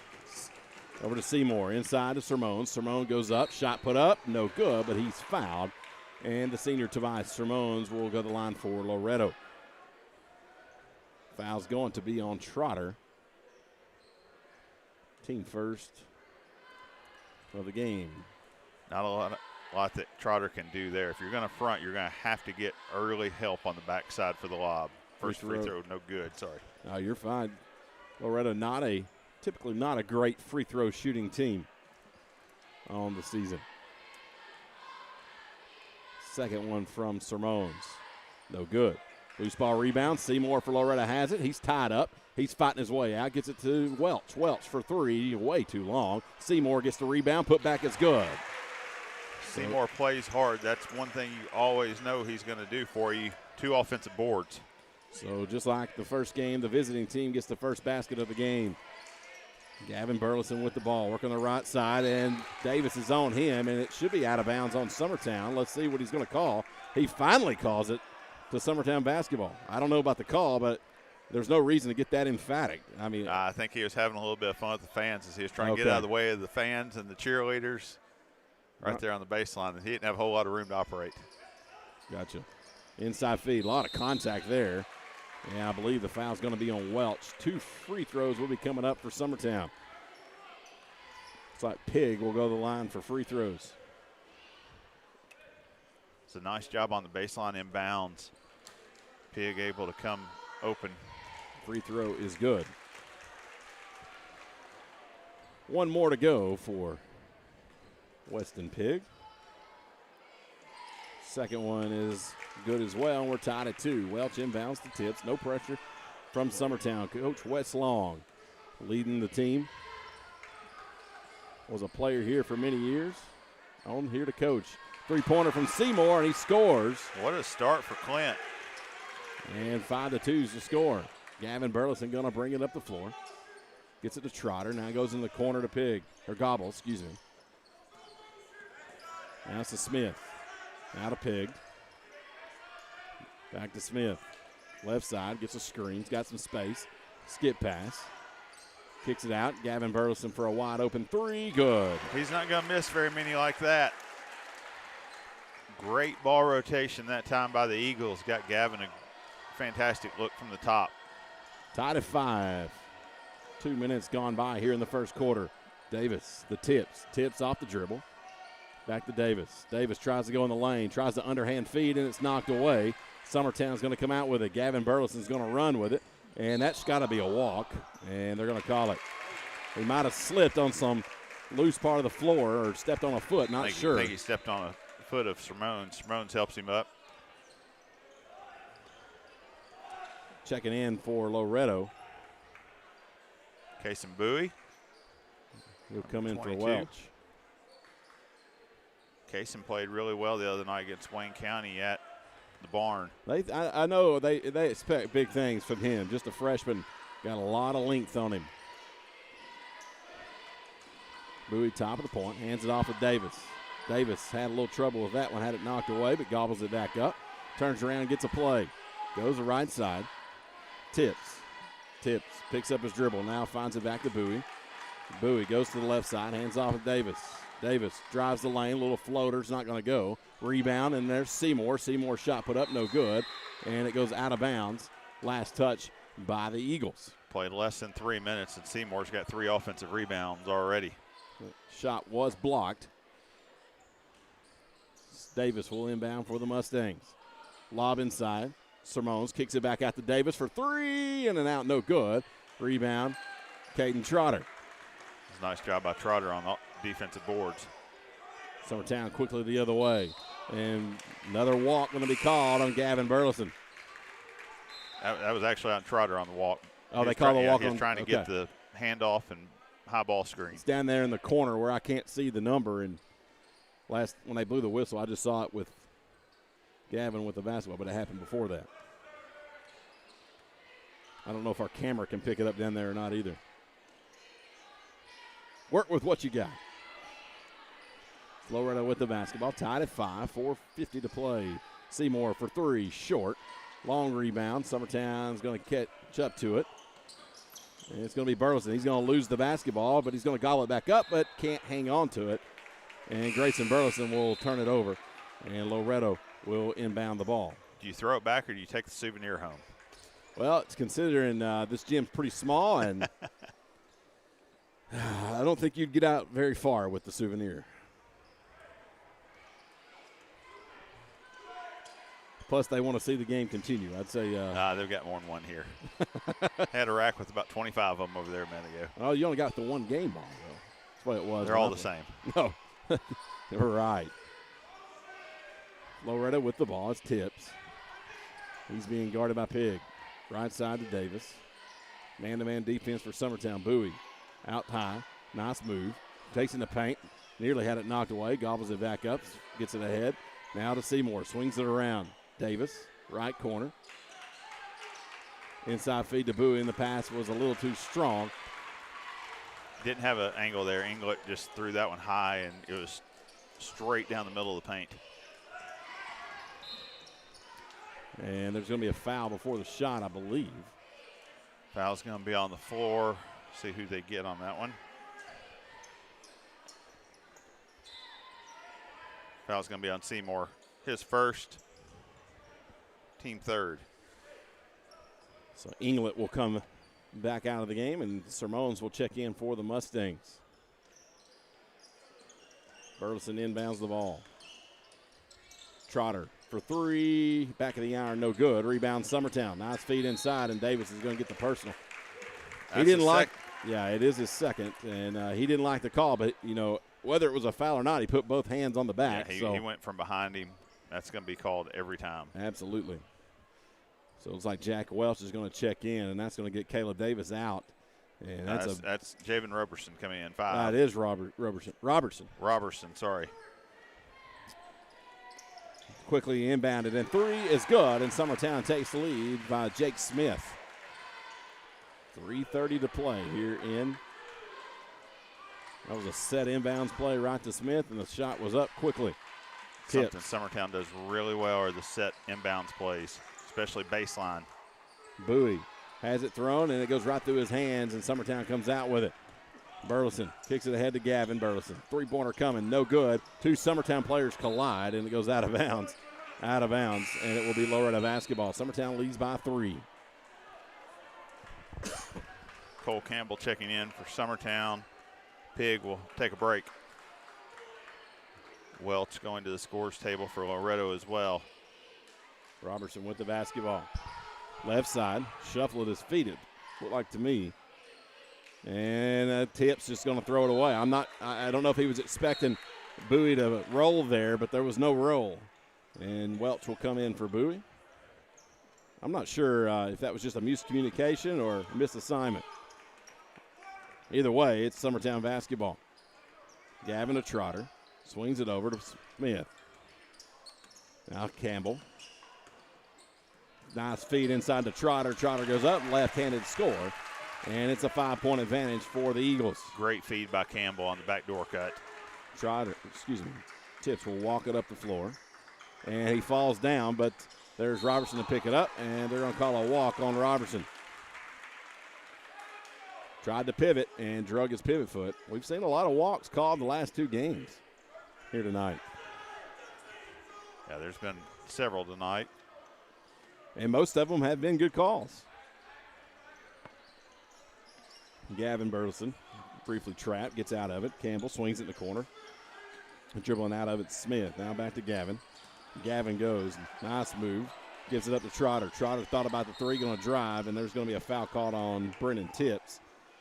Definitely got some ball, and I was shielded away to see if he got any arm. Anytime you're out of position and reach in like that, 9 times out of 10, you're going to get it called whether you. That was a nice job by, I don't know why they try to make him throw the ball in right there. Yeah, you put him at the end of the bench. Exactly. He literally can't get his feet behind the line because the water bottle's under him. Inbound, now back to Burleson for 3, no good. Knocked out of bounds by Grayson. And checked up just in time to avoid the nasty collision with the cheerleader.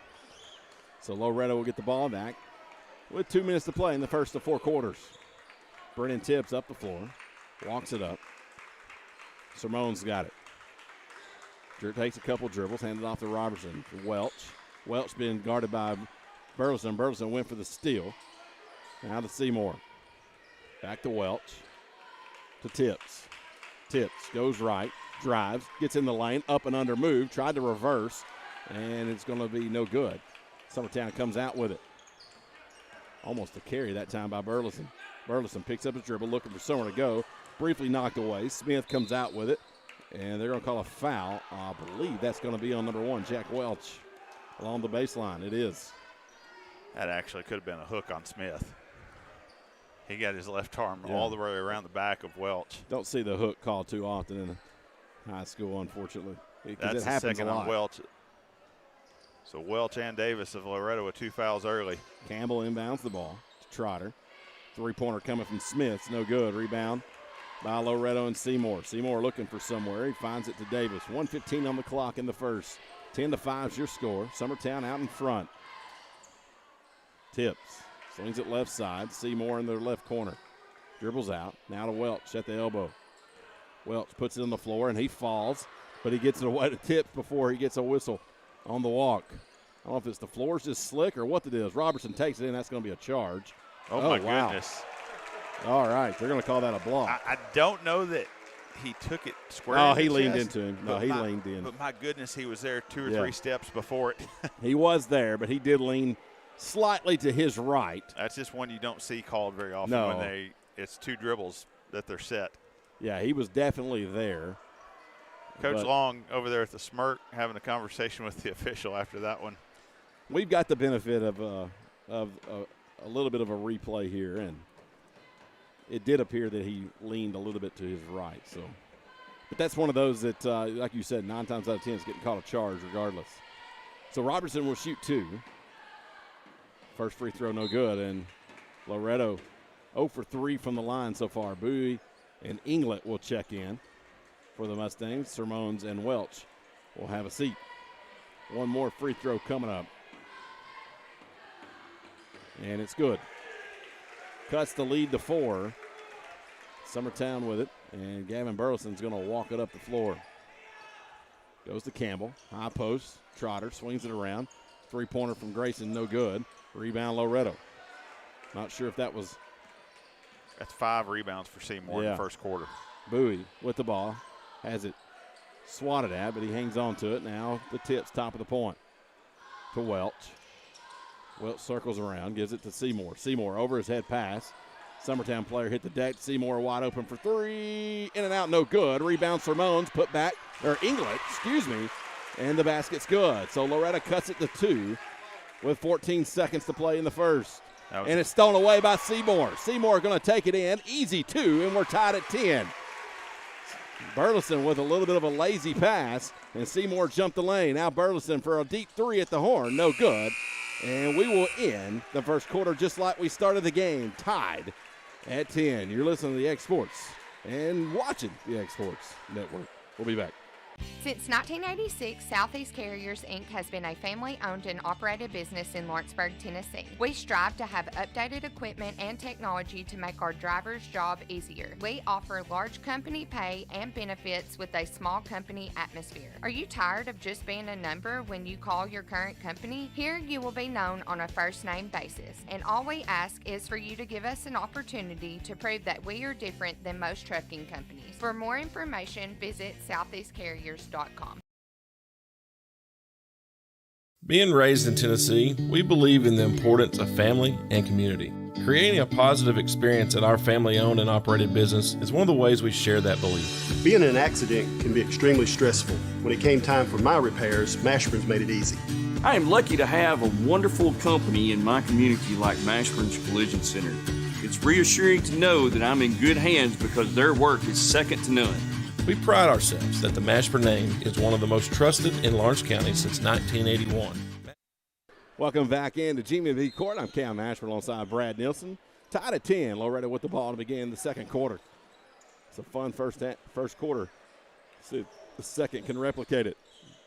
Both teams, first 5 minutes just really felt like they were filling each other out. Now we're ready to go. England shot no good. Bowie gets a nice rebound. He's under the basket looking for somewhere to go. But he's going to travel in the paint and turn it over, so it'll be Summertown basketball. Here comes Tobias Sermones back into the game. He's going to get Inglet. So 2 big men in the game is Bowie and Sermones.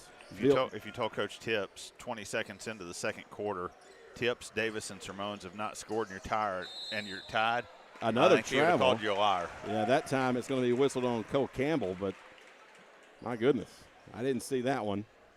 But again, we're not on the floor. I just don't like a game where there's a lot of walks called. It just if it's obvious, then yes. But if it's a little shuffle, let them play. That one's going to be thrown away. Grayson picks it up. He had a little bit of an arm bar. Gets it to Campbell, and Campbell scores off the glass. Summertown retakes the lead. That was a really nice job by Grayson getting the ball ahead on the bounce pass. That's a tough angle. Tips shuffles to his left. Going to get a screen. Bowie's going to have to be careful not to get a travel. A three-pointer coming from Tips, no good. Fighting for the rebound. Sermones has it. Basket put up, no good.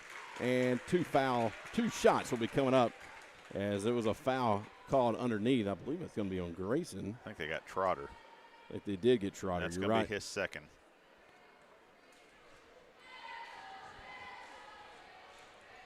Two free throws coming up for Sermones, the senior. First one good. Missed his first 2 earlier attempts. Trotter going to check out of the game. One more coming up for the 6'7" big man. And he's going to get it to rattle in. Little smirk as he turned around that time. We're back tied. 12 apiece. Minute and 5 seconds gone by here in the second quarter. Gavin gets it in the corner, throws it inside, and that's going to be a foul on Sermones. But my goodness, I don't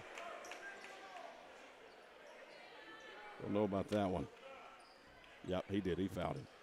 That's going to send the Eagles to the free throw line, as that's the 7th team foul. Pig will shoot 1 and 1. First one is good. He'll earn a second attempt. First look, I didn't know if there was a lot of contact, but looking back, he definitely fouled him. Second free throw good. Not sure what this is. Substitution. Okay, gotcha. All right. I wasn't paying attention. Campbell came out, and I believe it was Smith that came back in for him. Bowie with the basketball. Either Smith or Gobble. I apologize. I'm not sure which one was on, which one came. And we got another walk call, that time on Jack Welch. Or excuse me, Robertson. That was. And Kobe Carroll will check in for Robertson. 2-point advantage for Summertown, 6:33 and rolling. Second quarter. Summertown's been unable to extend the lead since Davis picked up his second, so it's allowing him to stay on the bench and not be worried about a third foul. Three-pointer coming from the corner, no good. Grayson gets the rebound, and Bowie's going to foul him in the process as Grayson was going back up for the shot. And 2 shots will be coming up from the free line.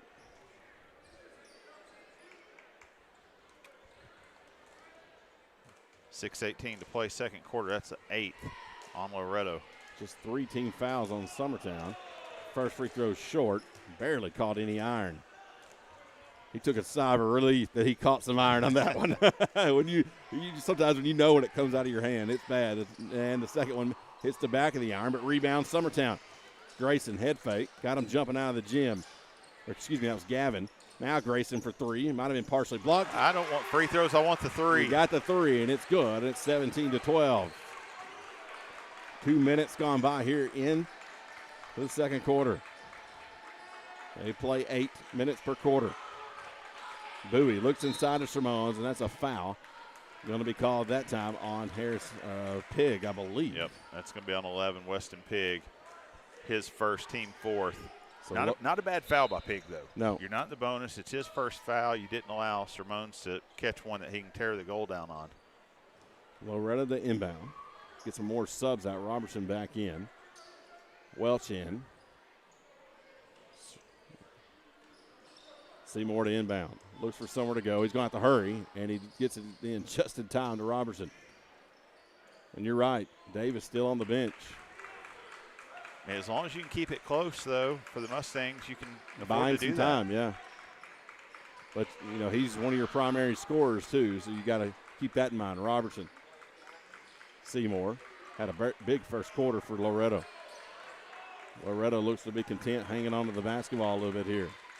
Now Tips goes around his back, backs it back out to Welch. Welch. It's going to be an offensive foul.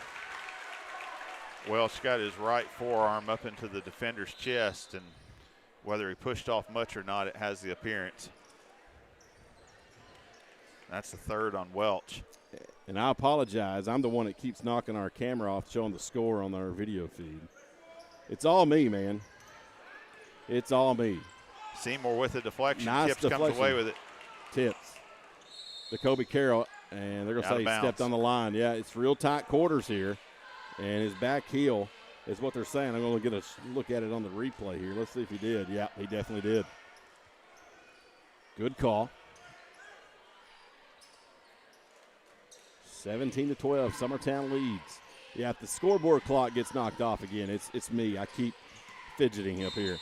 And a shot, it should be on the floor, and they're not going to call it on the floor, and Gavin Burleson will go to the line for an and one. Shot's good. Foul's going to be on Kobe Carroll, I do believe. And looks like Davis is going to get set to check back in with 5:05 to play here in the second. That was a nice give and go. Gavin attacking the basket quickly as soon as he made the pass. Free throw is up, no good. So you cannot complete the three-point play, just be the 2. Tips. Up the floor, and that's a big scream at Tobias. Tobias is about to get an offensive. Man. They're going to call a foul on the backside. Can't get a number. That's Gobble. Harrison Gobble, number 12. That's going to be the team 5th. First on Harrison. Tobias, he's posting up hard. He's got to be careful not to throw up an arm and send one of these defenders across the court. Inbound to Seymour. Seymour may have caught inadvertent hand to the eye. Play on.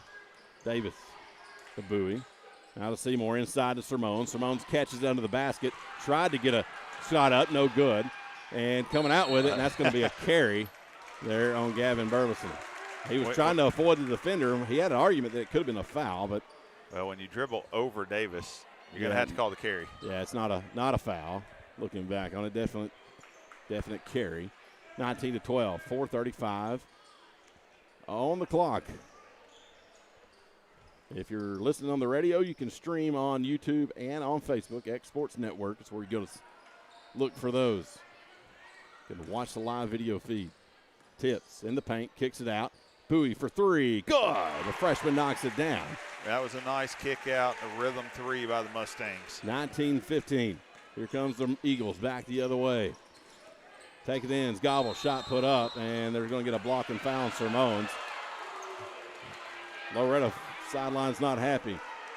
I'm not sure what argument they have other than, that's a foul. He didn't take more than 2 steps.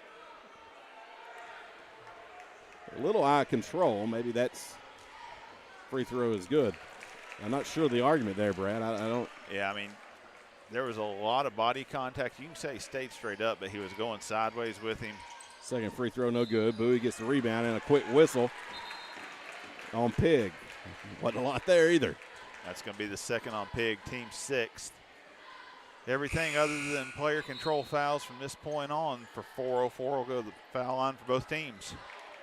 20-15 is your score. Summertown out in front.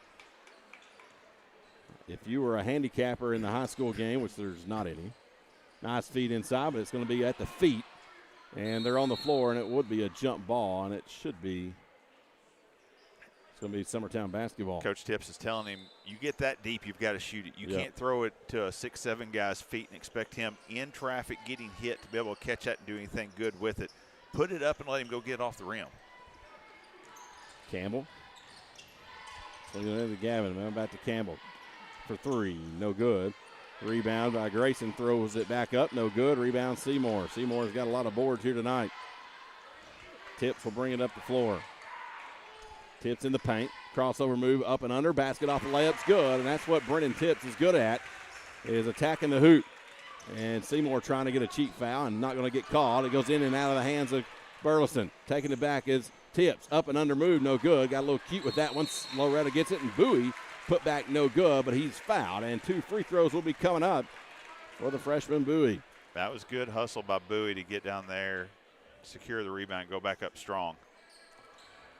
Fouls on Harrison Gobble, his second, team 7th. Bowie can cut the lead to 1 with free throws. First one up, no good.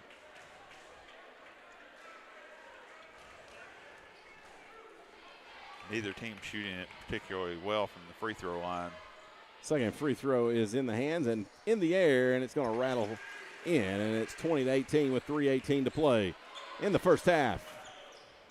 Summertown Loretto. A rivalry as good as it gets in high school basketball. But I will finish my thought from a minute ago. If you were handicapping this one early in the season, shot put up by Grayson Burleson is good. Extends the lead back to 4. Early in the season, you would say Summertown would have been the favorite, but last couple weeks, you would probably say Loretto would be the favorite. It's been a close game, regardless. Advantage home team right now. Davis takes it in, kicks it out. Seymour. Seymour finds it to Tips. Tips on the right side. Campbell guarding him. Gets it to Davis. Davis has it knocked away on the floor. A lot of contact. That's got to be a foul. Diving over the top. Loretta's going to somehow maintain possession.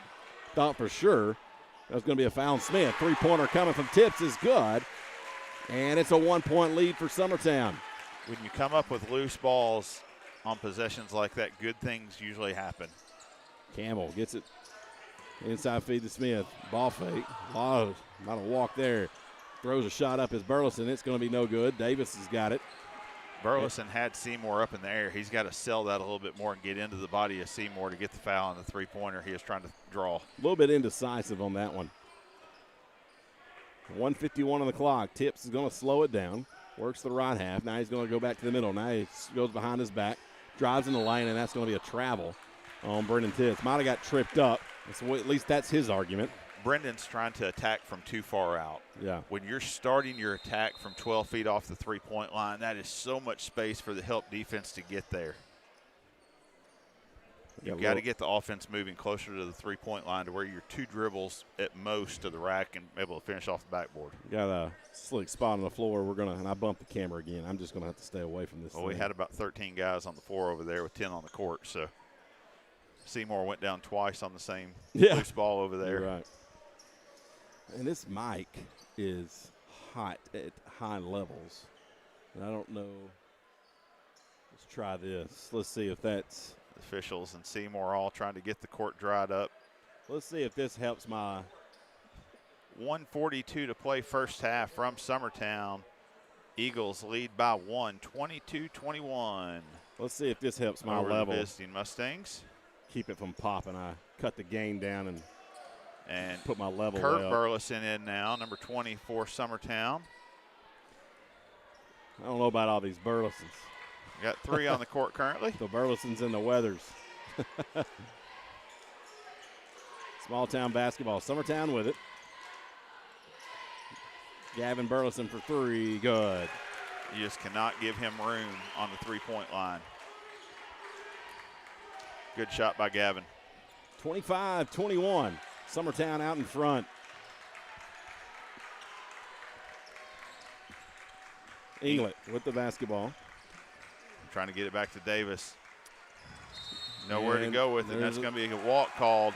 It's either a walk or 5 seconds, and he got the walk. 1:05 to play. 4-point lead for Summertown. Summertown will inbound. Campbell is set to throw it in. And, yeah, the people appreciate people saying the mic sounds good. It just wasn't sounding good in my ear. It was clipping out. Burleson drive, shot no good. It might have been partially blocked. Tipped around. Robertson gets the rebound.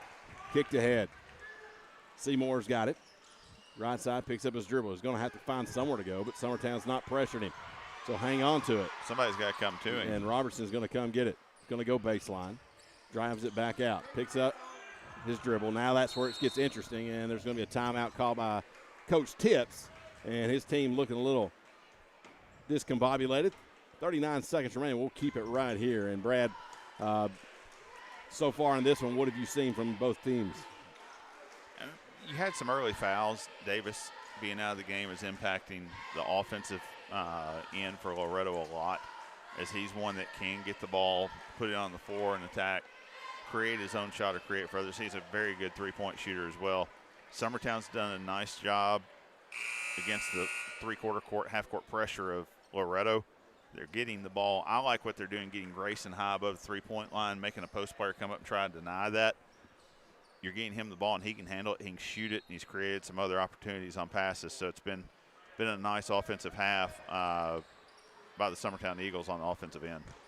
Davis for Loretto gets it to Seymour. Seymour dribbles it back out, gets it to Tips. Tips drives, backs it back out, skip pass. Seymour swings it to Tips, left side. 20 seconds on the clock. Tips up and under move, off the glass and in. That's where Brendan can finish. That was two dribbles that time. He was closer to the three-point line to where he doesn't have – the help doesn't have time to get there now. And Tips tried to knock it away from behind. Not successful. Summertown hangs on. 6 seconds. Burleson. He's going to try a lob pass to Grayson, and it's good. And you saw that one coming. So Loretto didn't. At the end of one, at the end of the first half, it's 27-23, Summertown out in front. But real quick, before we go to break, I want to pass along our sympathies to Coach T. Coach Thompson, his mom passed away, I believe yesterday or today one. But Coach Thompson is a big supporter of not just local athletics, but statewide athletics. Regional athletics, yeah, really. He's a big name, CoachT.com. Everybody knows that. But Coach Jim Thompson, longtime coach, Lawrence County High School. His mom passed away, so send our sympathies to that family. I know Jim is a great guy, and I've had the pleasure of getting to know him the last few years. So I want to tell you we're thinking about you, buddy. I know he's listening in tonight. All right, we'll take it back, and we will come back with our halftime stats. You're listening to Loretto and Summertown basketball on the X Sports Network. Hey, this is Phil Hooper. Get the look you want for your favorite school, church, or business with apparel from HD Ink Screen Printing in Leoma, Tennessee. Got a logo you need embroidered or screen printed? Let HD Ink give you the professional look that sets the bar in today's world. We do fundraisers and custom designed apparel and so much more. Call today, 931-201-2961, or come see us at our new shop located at 26 Ingram Road in Leoma. Remember, HD Ink for the look you want and the look you deserve.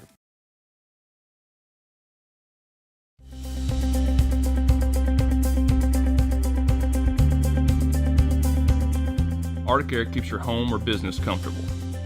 For more than 20 years, we've provided outstanding residential and commercial services through southern Middle Tennessee. Whether you need assistance with your heat, air conditioning, preventive maintenance, or anything in between, trust our reliable team to get the job done. We'll take the time to figure out your specific needs and recommend what we believe is right and best for your situation. We've been using Arctic Air for over 15 years now. Their service is great, they're here when we need them, and their prices are competitive. They take the worry out of the heat and air so I don't have to. Arctic Air. When you need us, we'll be there.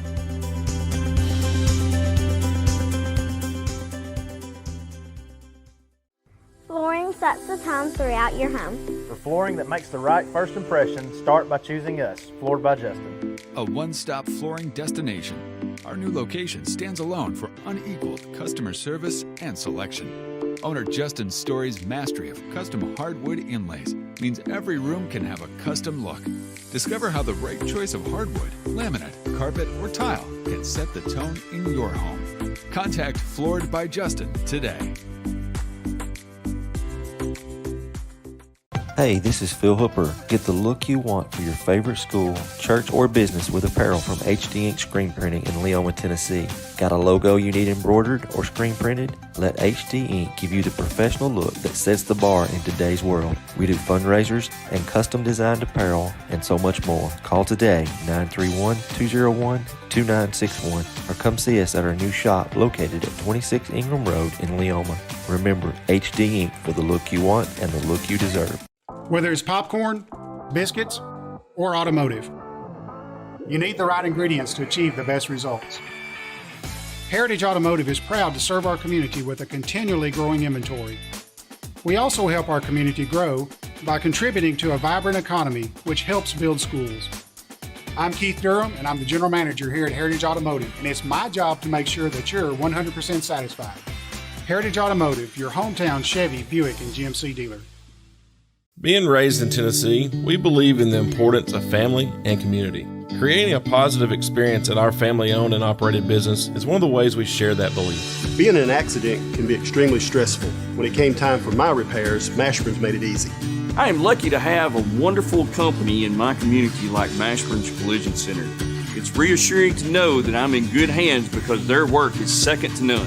We pride ourselves that the Mashburn name is one of the most trusted in Lawrence County since 1981. Mashburn's Collision Center. Let our family take care of yours. McMaster's Home Gallery, where you'll always get a special price every day. Shop their new showroom full of name brand furniture, sofas, recliners, dining and bedroom suites, Serta bedding, lots of tables and chairs just to match your decor. McMaster's Home Gallery also has GE appliances. Stop by on Highway 43 in Loretto or call 853-6140. There are now more ways to save at Quick Mart. Become a Quick Club member and easily earn rewards on qualifying purchases at Quick Mart convenience stores using the Quick Club app, available in the Apple App Store and Google Play.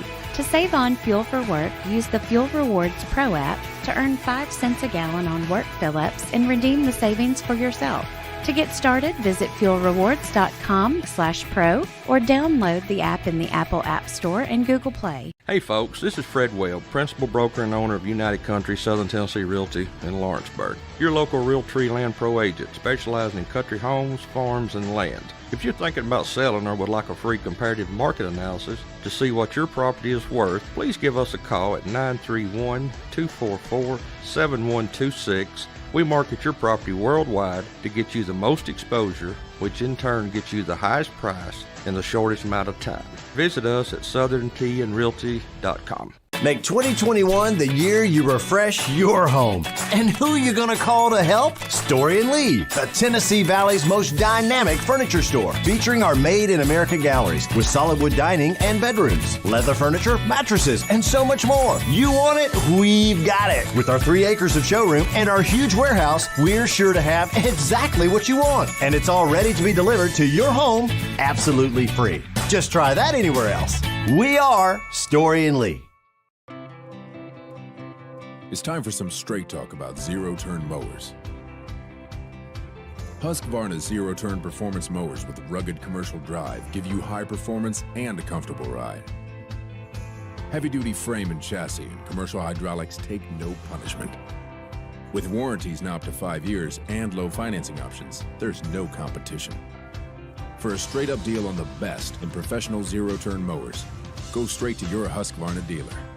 Got a dent, a ding, a scratch, or a bent fender? Major or minor, Car Country Collision Center in Leoma can fix you up. Car Country works with all insurance carriers, gives free estimates, can work on foreign and domestic vehicles, and has experience you can trust. They've been in business since 1990. Unfortunately, accidents happen, but you can get your car back on the road with as little hassle as possible with the help of Car Country. Call 931-852-4708 or stop by at 2567 Highway 43 South in Leoma.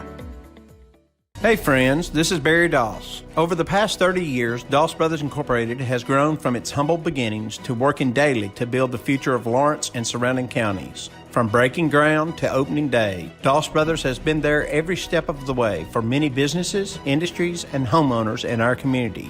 With nearly 40 years under our belt and the blessing of every new day, we strive to keep building the foundation of our community's tomorrow.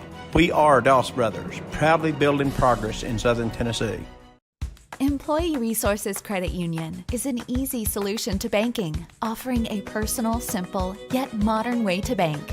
When you bank with ERCU, you are a shareholder, meaning you own a piece of the pie. And we make it easy with the convenience of digital banking, with service you won't find at another financial institution, including low to zero fees and incredible rates. We have the technology you need with the personal service you deserve, right here in your own neighborhood.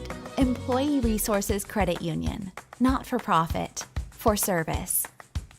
Like you, our roots are in Lawrence County, providing banking for every stage of life since. Welcome back in to GMV Court. I'm Cam Asheville alongside Brad Nielsen. Clint Brazier up here as well. Hadn't put on a headset too much. It's halftime. We're about ready to go here in about a minute and 40 seconds. It is 27-23, Summertown out in front. Manning the cameras and everything tonight. Got Mr. Will Pettis setting to our left. Now, Will can hear us. He can't talk. I remember my first recollection of Will Pettis, which he does all the Summertown games for them. He's volunteered his time like everybody else here. But Will, the first recollection I have of Will was when I was younger. I'm not going to give away my age, but Will would play piano every Friday night at Square 40. Am I right? How long ago's that been? 97, 98, yeah. So I would have been in high school, but yeah, that's my first recollection of Will. They'd have a candlelight dinner and all that stuff there, and he would come in and play piano. That was pretty awesome. For whatever reason, we went every Friday night to that. And it was always good Pretty times. cool. Yeah. So good times, man. It's small communities of Lawrence County. It's just I think this is not basketball related, but the pandemic, I think, has really reinforced for a lot of people the decision to live in a smaller community like we live in Lawrence County. It's just a special place. Underway here in the third quarter.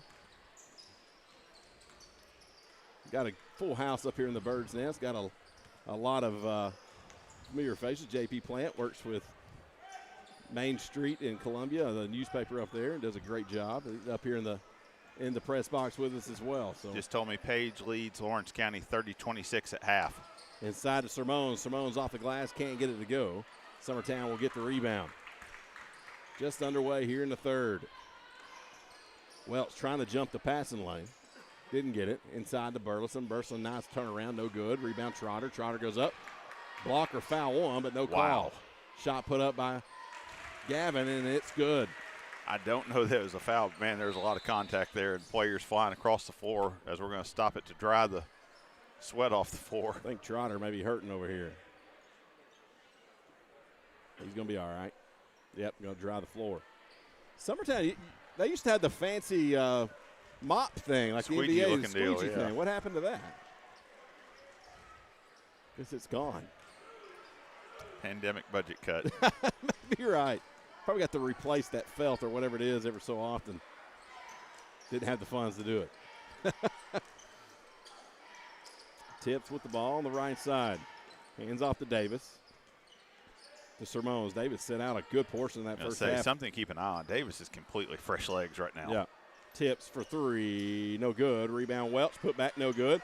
Sermons is chasing it down, but it's going to go to Summertown. Push ahead to Trotter. Now it's going to be back to Pig. Excuse me, that's not Pig. That's going to be Smith. Smith with the ball.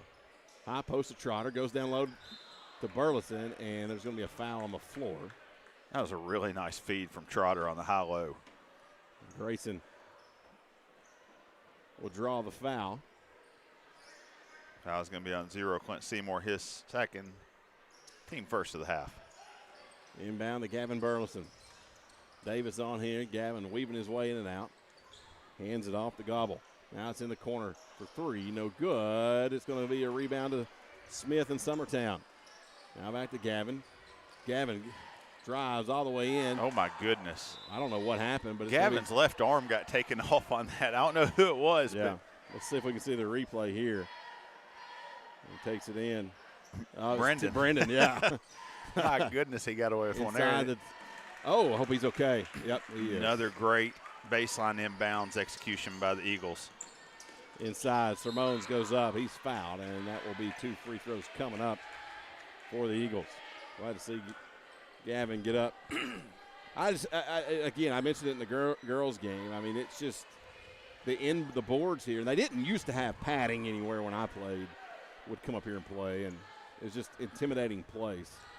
But it's just it's to me, it's a safety hazard thing, and it ain't just the floor for the players; it's for the fans and getting up here in the press box, for God's sakes. First free throw from Sermones is good. I wish there was a way we could get them a new gymnasium and have some of the same characters, but in a safer environment. Second free throw good. Yeah, the atmosphere currently on the north and south end of the county is pretty special. Summertown with the ball. Absolutely, you can't beat it, but there comes a point to where we had a player airlifted out of here last year, and there's going to be a walk called on Summertown and Jake Smith.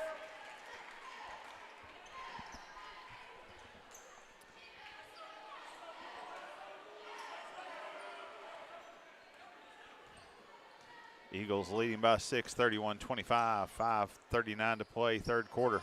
Welch, top of the point. Gets it to Tips on the right side. Tips tries to drive, crossover, spin. Now I got away with a walk. Nope, they're going to call it, I believe. Oh, we got a foul? Oh, my goodness. Well, you had both officials blow the whistle, and they both kind of got in a staring match, and the one closest to them called the foul on Summertown. That's going to be the third on Harrison Gobble. That'll send Tips to the line to shoot a pair. I think the guy on the baseline was going to call a walk. Free throw no good by Brendan. And free throws not going the Mustangs' way tonight.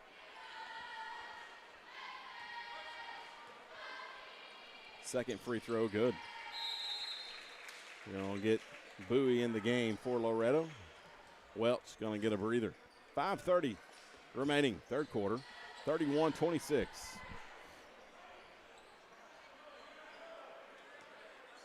Well, I thank John McDonald. Josh, excuse me. I don't know. Still got that COVID fog. Inside, no good. A lot of contact. Rebound, Loretto.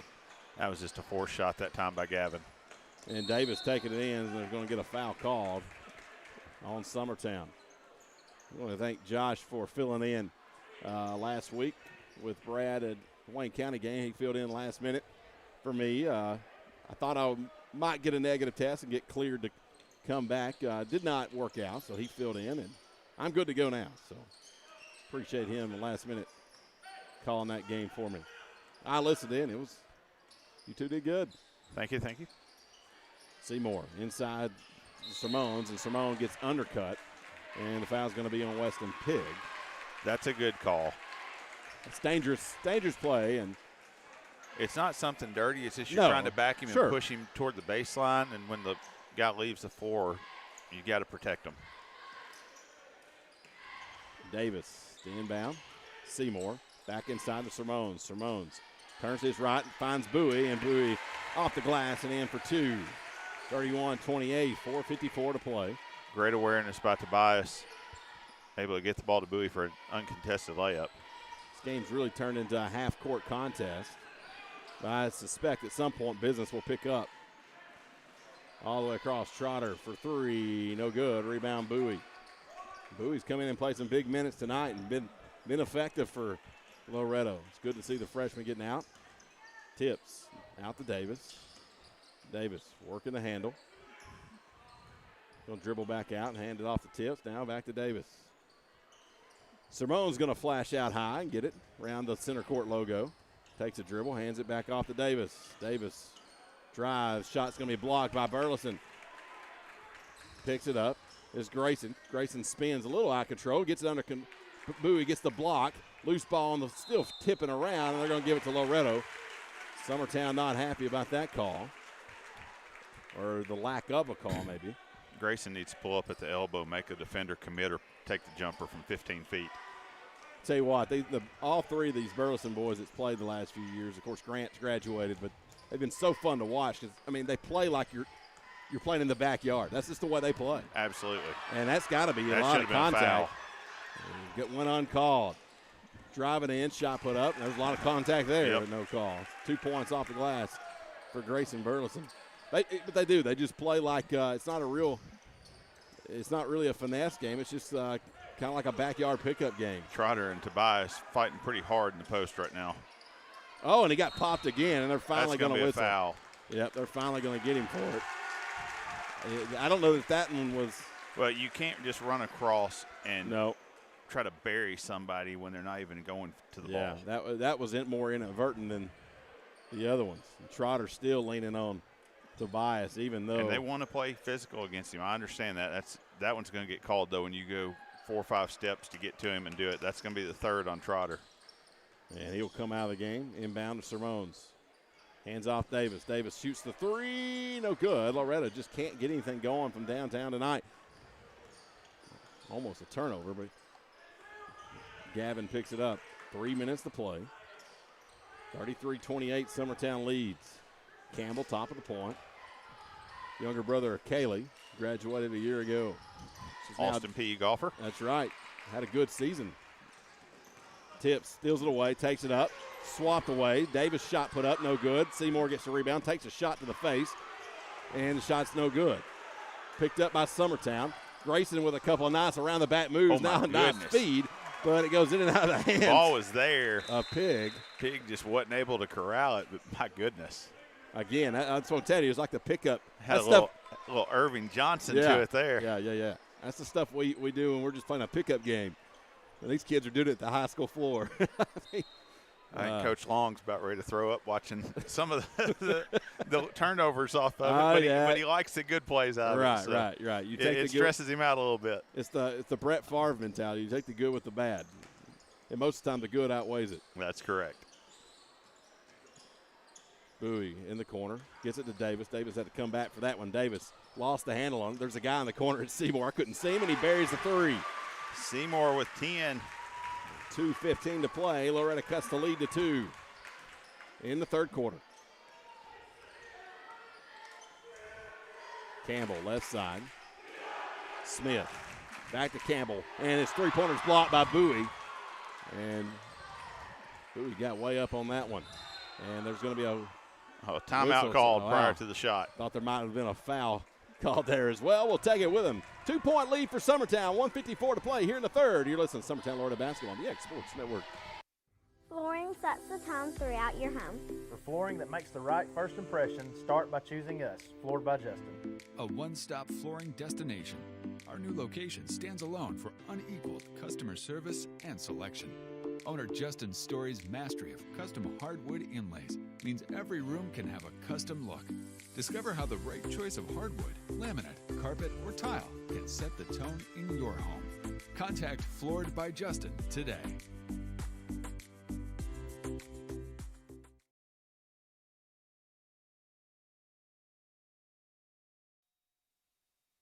Welcome back into Summertown High School. I'm Cam Ashford alongside Brad Nielsen. And in the timeout, though, one official went down and cracked the door open there where Kyle Johnson's standing far baseline, getting him some air. And I can't say that I blame him. It's got to be in the hundreds in here at this point, or at least in the low 90s.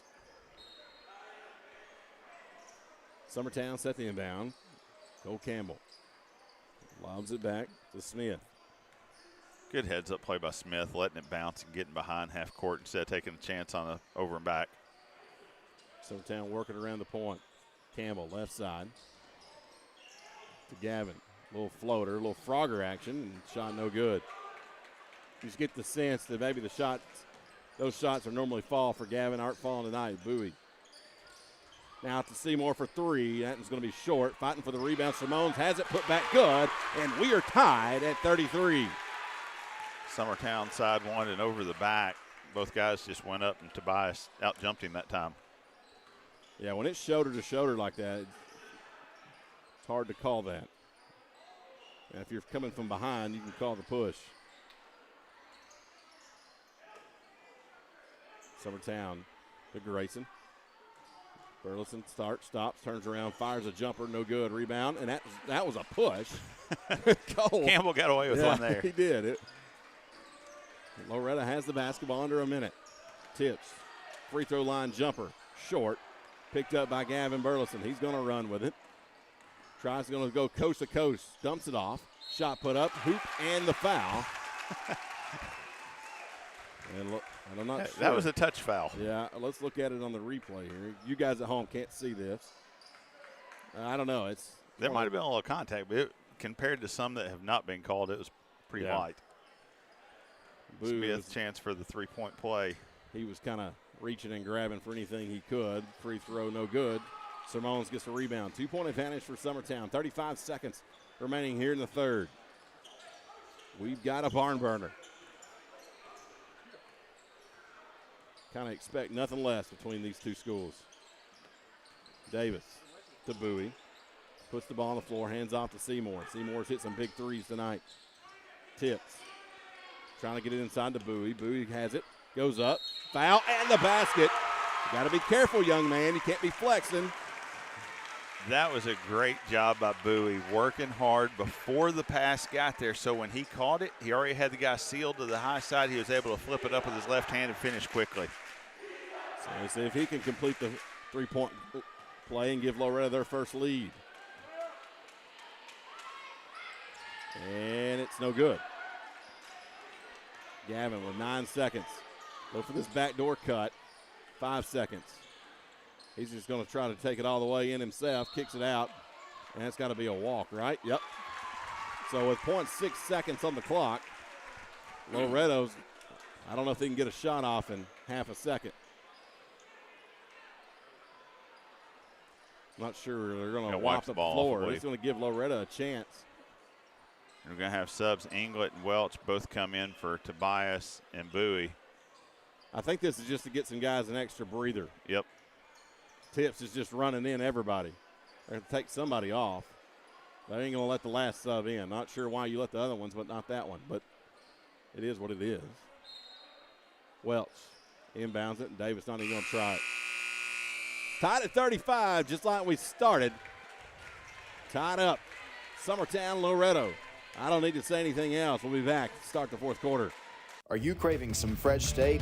Striker Steakhouse has a great selection of fresh steak, chicken, and more. Catering options are also available for events such as weddings, holiday parties, and corporate events. We are ready to serve your large group with exceptional food in our party room, too. Stop in at Striker Steakhouse for the best steak in Middle Tennessee at 321 Cruz Street, or give us a call at 931-244-7457 to ask about catering options or party reservations. That's Striker Steakhouse in Lawrenceburg. McMaster's Home Gallery, where you'll always get a special price every day. Shop their new showroom full of name-brand furniture, sofas, recliners, dining and bedroom suites, Serta bedding, lots of tables and chairs just to match your decor. McMaster's Home Gallery also has GE appliances. Stop by on Highway 43 in Loretto or call 853-61. Welcome back in to Summertown High School. I'm Cam Asheville alongside Brad Nilsson. Summertown with the ball to begin the fourth quarter. Tied at 35. Grayson looks back door, knocked away by Loretto. Davis brings it up, backs it back out. Starts, stops, and goes. Step back three off the back of the rim, no good. And Inglet's going to pick up a foul there. Yep. Just got over the top of Trotter and fouled him. And that's okay. If you're Coach Tips, you don't mind Inglet getting that one and trying to go aggressive to the offensive boards. That's his first, team third. At the same time, it's one of those that, you know, he's obviously a young player, but once you're boxed out, you're usually pretty limited on what you can do. But his role right now is to come in and be aggressive on the boards and try to get, because he's going to play limited minutes. Right. Most games. Come in and make the most of it. Three-pointer off the mark by Burleson. And it's going to go out of bounds. At least we got a whistle. Yep, out of bounds. It will be Summertown basketball. Last touch by Loretto. Brendan was unable to come up with that rebound cleanly as it missed the rim, hit the backboard, and got down the line pretty fast. There's just not a lot of room along that out of bounds. Will sneak up on you in a hurry. Trotter inbounds. Burleson. Out to Smith. Now it's to Gavin. Gavin had to chase that one down and hustle for. Oh, hope he's okay. But Loretto picks it up. Up and under move by Tips is good. I hope you got Seymour and Burleson both shaking up. Legs kind of got intertwined. I hope Seymour looks to be okay, as does that's Grayson Burleson. They're going to clean the floor again. Been a lot of that tonight. Been a physical game. Seymour, Mr. Do everything, hustle, rebound, everything else for Loretto. Yeah, he's cleaned the floor twice that I've caught. Yeah, he's had the mullet king he's had a good game tonight. 37-35. Nearing 1 minute gone by here in the fourth quarter. Loretto leads by 2. First lead of the game. Inside feed to Burleson. Burleson double teams, going to force a shot up and gets it to fall. That was a nice job by Gavin, keeping his body under control, even though he stepped past the defender. Shot the little floater for 2. Tips will bring it up the floor for the Mustangs. To Bowie, top of the point. He handles the ball well for a big guy. Seymour wide open in the lane. Jumper's good. Back to the 2-point advantage. 12 for Seymour. Burleson to Trotter. He thought about the 3 inside to Grayson. Grayson goes up, and he's going to be fouled by Seymour. Well, they're all looking at each other, and finally an official's going to make a call, and it's going to be 2 shots upcoming. They're going to call that foul on Sermons. Brad, I didn't see Tobias do anything. Well, you could have gotten any of 3 guys on that one. Okay, maybe you're right. He got hammered pretty good. Didn't know if they got the wrong number, but no argument being from either the Mustang sideline or the court. So the interesting part is it was the half-court official that made the call. First free throw, no good. One more will be upcoming. Cole Campbell will check back into this game for Harrison Gobble. Loretto trying to come into Summertown, win 2. Summertown trying to stop them from doing just that, as the ladies picked up the win from Loretto just before this game. Grayson makes a second to cut it back to a 1-point Mustang advantage. 39-38, 6:05 to play. Tip starts and stops, looking for some room. The Bowie baseline, and there's going to be a blocking foul. And Gavin tried to draw that one, but the official had different mind. That was a good call. Yep. A little bit of a sell job. Was definitely not set. Now we got to get another towel to clean up the. I'm telling you, it's 100 degrees in here, so every time there's fall, it's like you dumped a bucket out on the floor. I mean, these. Hey, there's the. Hey, there it there's is. The mop. Yeah, there it is. That's the. Where's that been all night? Somebody must have heard our broadcast and went and got it. We're gonna need to get a ball boy down each end that can. Yeah. I guarantee you there's some 3rd, 4th, 5th, 6th grade Summertown boys that would love to have that job. Yeah, I'm with you. So 2 free throws will be coming up as Loretta's in the bonus, or at least a 1-and-1. I didn't see the. I think it's a 1-and-1. It is. It is. First one's good. He'll earn the second.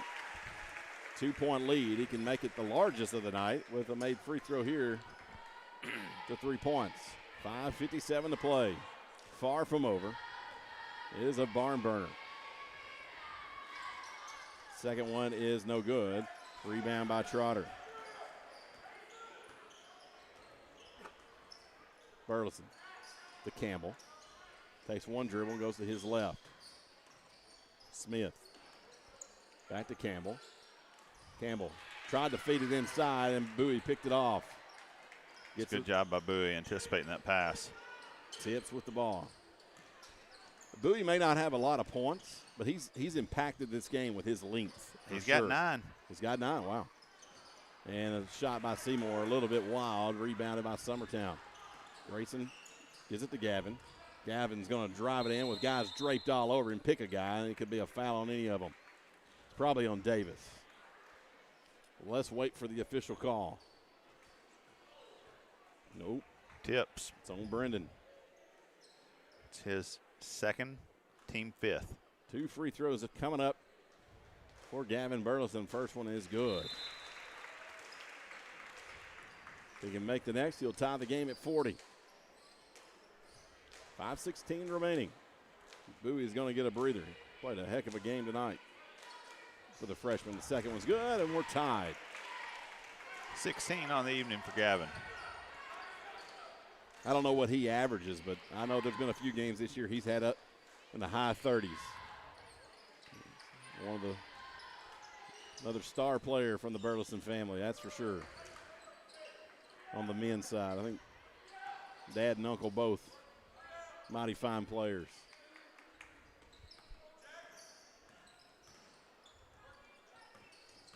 Loretto working the basketball around the top. Davis kicks it out. Seymour for 3. It's going to be off the mark. Popped around. Loose ball. Still fighting for it. Cole Campbell's going to come out with it. Picked up his dribble. Gets it to Burleson. Gavin's going to take a few more dribbles. Fires a 3. No good. Rebound Seymour. I know those typically fall, and we're sitting here saying, well, that's a wild shot. That's what he does, and he usually makes them. Just not falling tonight. Just pulled the string on that one a little bit. Yeah. You got to keep that follow through a little higher. Tips. Works on Pig. Just content dribbling it around until he gets some spoons. Finally gets it up and under, and that might have been all ball. Well, let's look back at the replay here. Tips took off and drives. He beat the man. That's definitely a block. But nonetheless, Loretto will shoot 2, and it's Brendan Tips going to the free throw line. And that was definitely a missed call there. And that's the 4th on Weston Pig. Free throw is good. Bowie would check in for Welch. Pig has a seat as well. Brennan trying to stretch the lead to 2. He will after the second made. Timeout, Loretto. 4:06 to play here in the fourth quarter. Loretto leads 42-40. We'll be back after this. There are now more ways to save at Quick Mart. Become a Quick Club member and easily earn rewards on qualifying purchases at Quick Mart convenience stores using the Quick Club app. Available in the Apple App Store and Google Play. To save on fuel for work, use the Fuel Rewards Pro app to earn 5 cents a gallon on work fill-ups and redeem the savings for yourself. To get started, visit fuelrewards.com/pro or download the app in the Apple App Store and Google Play. Welcome back into a very warm, balmy Summertown High School Gymnasium. GMB Court. Loretto leads 42-40 over Summertown. Cam Ashburn, Brad Nielsen along with you here tonight. 4:06 to play in regulation. Had 2 really entertaining games tonight. Yeah. Loretto came out on top in the girls and lead by 2 right now over the Eagles of Summertown. Just under 4 to play. Gavin. Loretto wanted to walk to Campbell, and it's blocked by Simones. Bowie gets the rebound. Tips will bring it up the floor. He's going to be wide open for 3. Good. Got to stop the basketball in transition. Tips took advantage of it. 45-40 timeout. Coach Wes Long wants to talk about a 5-point lead for Loretto. 3:35 to play. We'll be back on X Sports Network. Hey friends, this is Barry Doss. Over the past 30 years, Doss Brothers Incorporated has grown from its humble beginnings to working daily to build the future of Lawrence and surrounding counties. From breaking ground to opening day, Doss Brothers has been there every step of the way for many businesses, industries, and homeowners in our community. With nearly 40 years under our belt and the blessing of every new day, we strive to keep building the foundation of our communities tomorrow. We are Doss Brothers, proudly building progress in Southern Tennessee. 45-40 is the score with 3:35 left in regulation. I'm Cam Ashburn with Brad Nielsen. Will Pettis working the board, cameras, video feed, everything here tonight. Both teams looking to take command of the driver's seat in the district. Yeah, one more meeting in the regular season between these two teams down at Loretto. So you never know how this will shake out. A lot of time left in this one. Burleson gets the ball in the inbound. Takes it on the offensive end of the floor. Gets it to his brother. Takes it in. Shot put up, no good. And there's a whistle. And we got 2 shots upcoming. Let's see who the foul's on. That was a great job by Grayson. There was no hesitation. He got the ball and attacked strong to the basket. It's going to be on Sermones. His 4th. So that could be big down the stretch of this one. First free throw good, especially if we were to go into extra frames. Checking back in for the Eagles is Harrison Gobble. Cole Campbell get a breather. Second free throw good. 2-point lead for Loretto. 3-point lead. 45-42. See if Loretto wants to slow it down. Tips just inside half court. Gobbles on him. Starts, stops. Tips takes it in, and got a late whistle. It's going to be on I think it was the Summertown. right call. Let's see. But it was late. Yep. I don't know. Yeah. It's on Gavin Burleson. That's his 4th. Oh, wow. England's going to come in for Sermones. So 1-1 will be upcoming here for Brendan Tips. He makes the first, he earns the second. And he makes the first. Yeah, that's one of those. It was a reach in, but the question is, did he get ball or did he get skin in the process? Official thought he got skin. Second free throw good. 47-42, 5-point advantage. Nearing the 3-minute mark here of the fourth quarter. Fires it over the head, but it's a nice job groveling it in. Inside to Grayson. Kicks it out, swings it around. Top of the point, Smith. Now back over in the corner. Trotter gets hung on to. Should have been a foul call. Long shot by Grayson Burleson, no good. Way off the mark. Loretto comes out with it. Tips. A couple nice crossovers there from Brennan Tips. Another one. Takes it in. Nice feed to England. England goes up. Shot no good. Loretto wanted a foul, but I don't think there was one to be had. Summertown with possession. 2:30 on the clock. Burleson, and that's going to be a foul on Davis. That's his 4th. He just ran through a screen. That's going to put Trotter at the line for 1-1. Let's see. Yeah, Trotter might have sold that one a little bit, but there was contact. He ran through that pretty hard. But, chance for Trotter to cut into the lead with the clock stopped. Free throw up and good. He'll earn a second. Checking back in for the Eagles is going to be Weston Pigg for Grayson Burleson. We're going to see a lot of offense-defense substitutions right now with Sermones having 4 and Gavin having 4. Both free throws good. Cuts the lead to 3. 47-44. 2:24 on the clock. Brandon Tips, senior, 4-year starter for the Mustangs. Brings it up the floor. A couple crossovers. Drives the lane. Foul before he got there. Basket's good, but it's not going to count. No, he's going to count. I think he's saying on the ground. Is he counting the signal? No, he was saying on the ground. Okay, he was saying on the ground. Okay. Now they're saying it's going to be 2 shots. It's going to be a 2-shot foul because it's double bonus. Double bonus. That's exactly right. So 2 free throws coming up from Brennan Tips. Lower to be in the double bonus rest of the way. First free throw no good. Man, those are going to be big down the stretch. And that's the 4th on Harrison Gobble as well. Pigg's going to come out. Burleson in the Gavin variety will check in. Second free throw no good. Tips missed them both. Grayson's going to bring it up the floor. I hope he's okay. Ow. Man, he hit hard. his left elbow hit the ground hard. I think Seymour, I don't know if he stepped on Seymour's foot.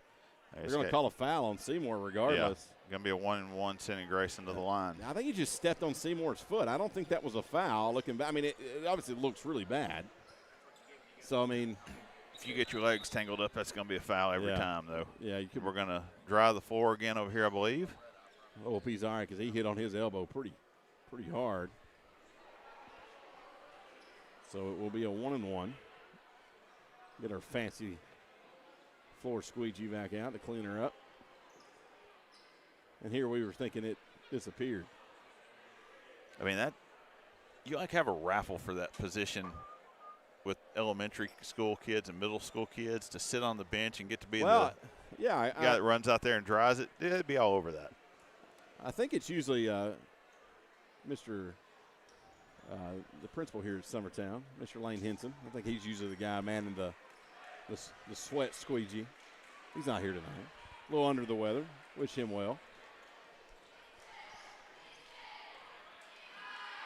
First free throw is good. He'll earn the second. Going to try to cut this lead to 1 with one more free throw. 2:11 to play in regulation from Summertown. Second one no good. And it's going to be rebounded by Summertown, but right off his knee. Trotter almost got it back, but it will be Loretto basketball. 2-point advantage for the Mustangs. Freshman Bowie will inbound it to Davis. Davis quickly up the floor. He's going to get double teamed. Kicks it out to Tips. Tips going to hang on to it. He's being guarded by Gobble.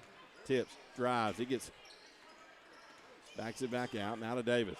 This is a situation where Loretto's maybe trying to draw Summertown into fouling them so they can try to put this one on ice with free throws. Although that's a bold strategy considering what they've done tonight. Simone's inside, kicks it out. Davis, wide open three, no good. Rebound by Seymour. Excuse me. What an unbelievable job by Seymour on the boards. Out the Tips. Tips to Davis. Davis circling around. Back out to Bowie. Bowie thought about the step back three, thought better of it. Nice ball handling by the freshman big guy. Drives baseline, goes up, basket, no good. No good. You could see it coming. Trotter did a nice job of taking the hit.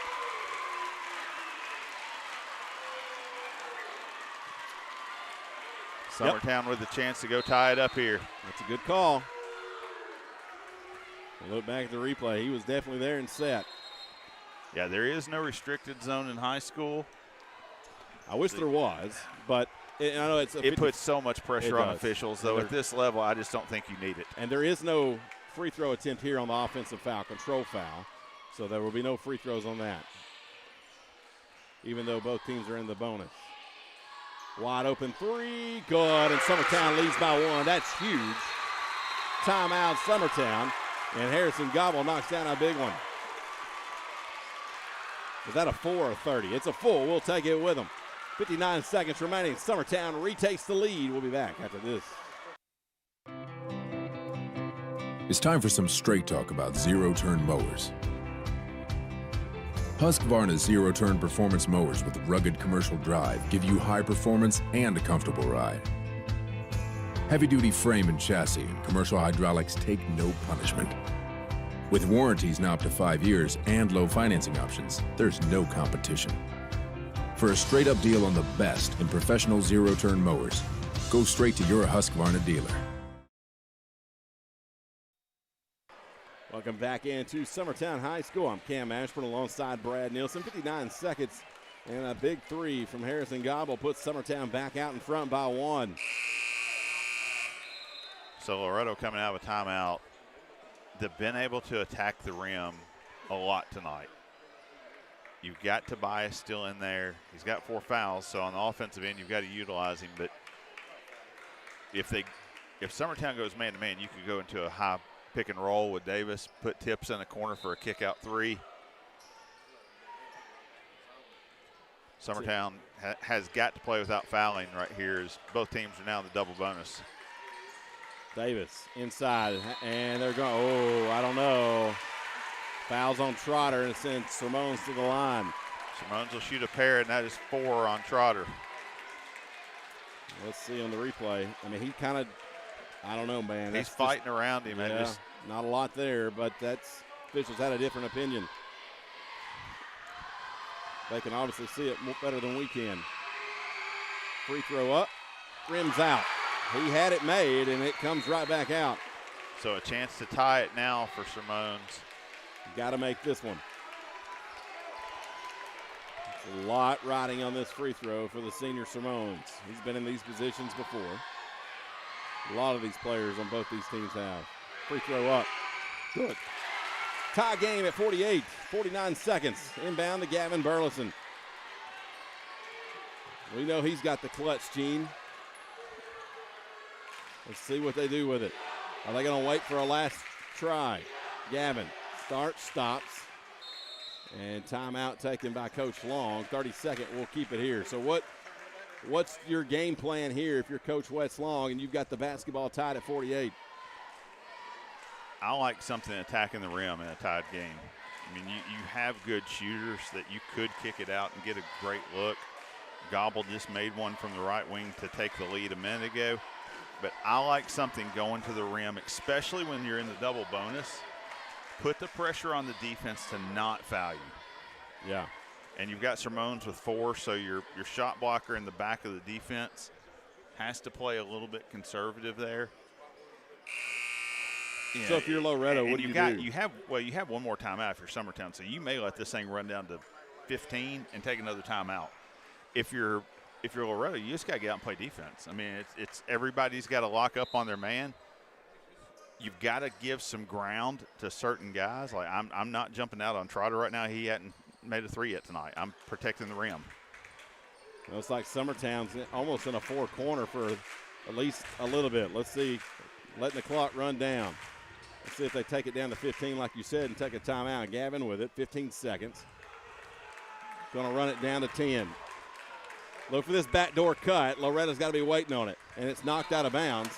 Last touch by Loretto, so Summertown will inbound with 7 seconds. That may change things. As good as Summertown is on their inbound plays normally, Coach Long's not going to take a timeout here and try to run it and execute it. And there's going to be a foul. Is it on? Who's it on? Tips.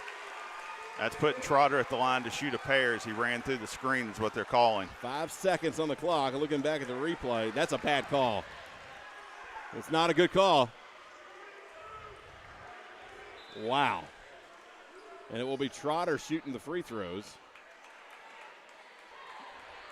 So 2 free throws upcoming, 48 apiece. We're tied, 5 seconds remaining. So if he makes the first, Summertown will be in the driver's seat.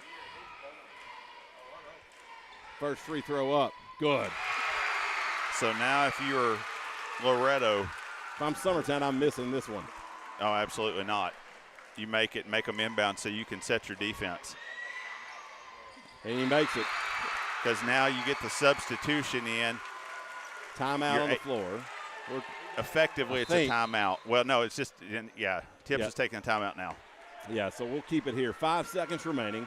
Summertown leads by 2. 2 big free throws. So what kind of play are you drawing up here to get the ball the length of the floor? Double bonus. I'm trying to get Davis with the ball moving toward the basketball. So either a cross screen or a down screen for him on the baseline inbounds, where if you're inbounding over in front of Kyle Johnson on the far corner from us. Right. I'm putting Davis down here in the right corner, running him across, trying to get him full head of steam attacking. If he can get into the paint, I'm telling him to go try to score the bucket because they're in the double bonus as well. Right. So you might get a reach in, and I'm putting Tips probably in the right corner for a kick out and try to win it. Well, you only got 5 seconds. We've seen his. You got to think UCLA, Tyus Edney. Yeah. You can get the length of the court in 5 seconds. That's a long time. You're going way back. As long as you get it going forward, you can get the length of the court. Is that 94 or 95? It's been a little while, but let's see what happens. Let's see if they try to lob something to Simones to turn around and pivot, but that's not what they're set up in. Let's see. Seymour will inbound it. 5 seconds. Looking for it to go. Gets it into Bowie. Bowie has to get rid of it. To Tips. Tips for 3. At the horn. No good. Almost had it. Summertown will win by 2. Just missed it. Great game. That was a lot of fun to watch as a fan. Both teams executed pretty well down the stretch. 2-point win for the Eagles. They take the driver's seat in the district early. But, again, this is a game that we could see, 3, maybe 4 times. Absolutely. That's the kind of game you want to call as a broadcaster is Brennan Tips just an inch shorter. That ball's nothing but net. But as it stands, Summertown gets the 2-point victory. And it was a close game for the entire duration of this one. Summertown led for the most of the first half. Loretto came back in the second half and led by 5, as many as 5. But Summertown closed it up late and One on to hang on. 2 big free throws down the stretch by the Eagles on a late whistle. Late foul on Brennan Tips that might have been a little questionable, but nonetheless, you hit the free throws, and Loretto had a chance at the end, had a good look at it, and couldn't hit it. 50-48's the final, letting Brad finish up with his stats here, and then we'll wrap it up. From Summertown, Loretto girls got the win on this one, so Loretto girls will get the W. Summertown boys will get the W on their side.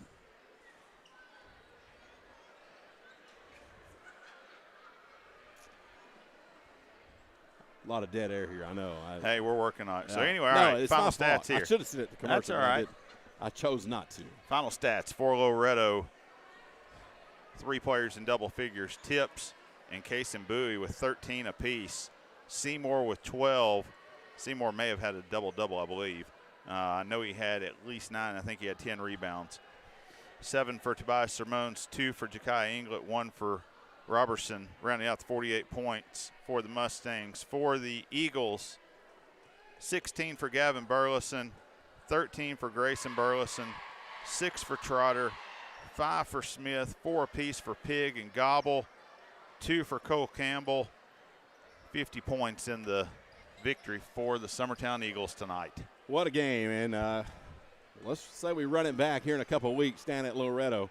These 2 teams will meet again.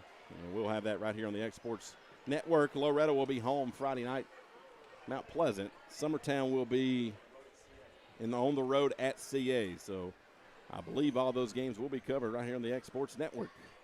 So for Will Pettis running the board tonight, for Brad, I'm Cam, and for Clint Brazier, it was around here somewhere.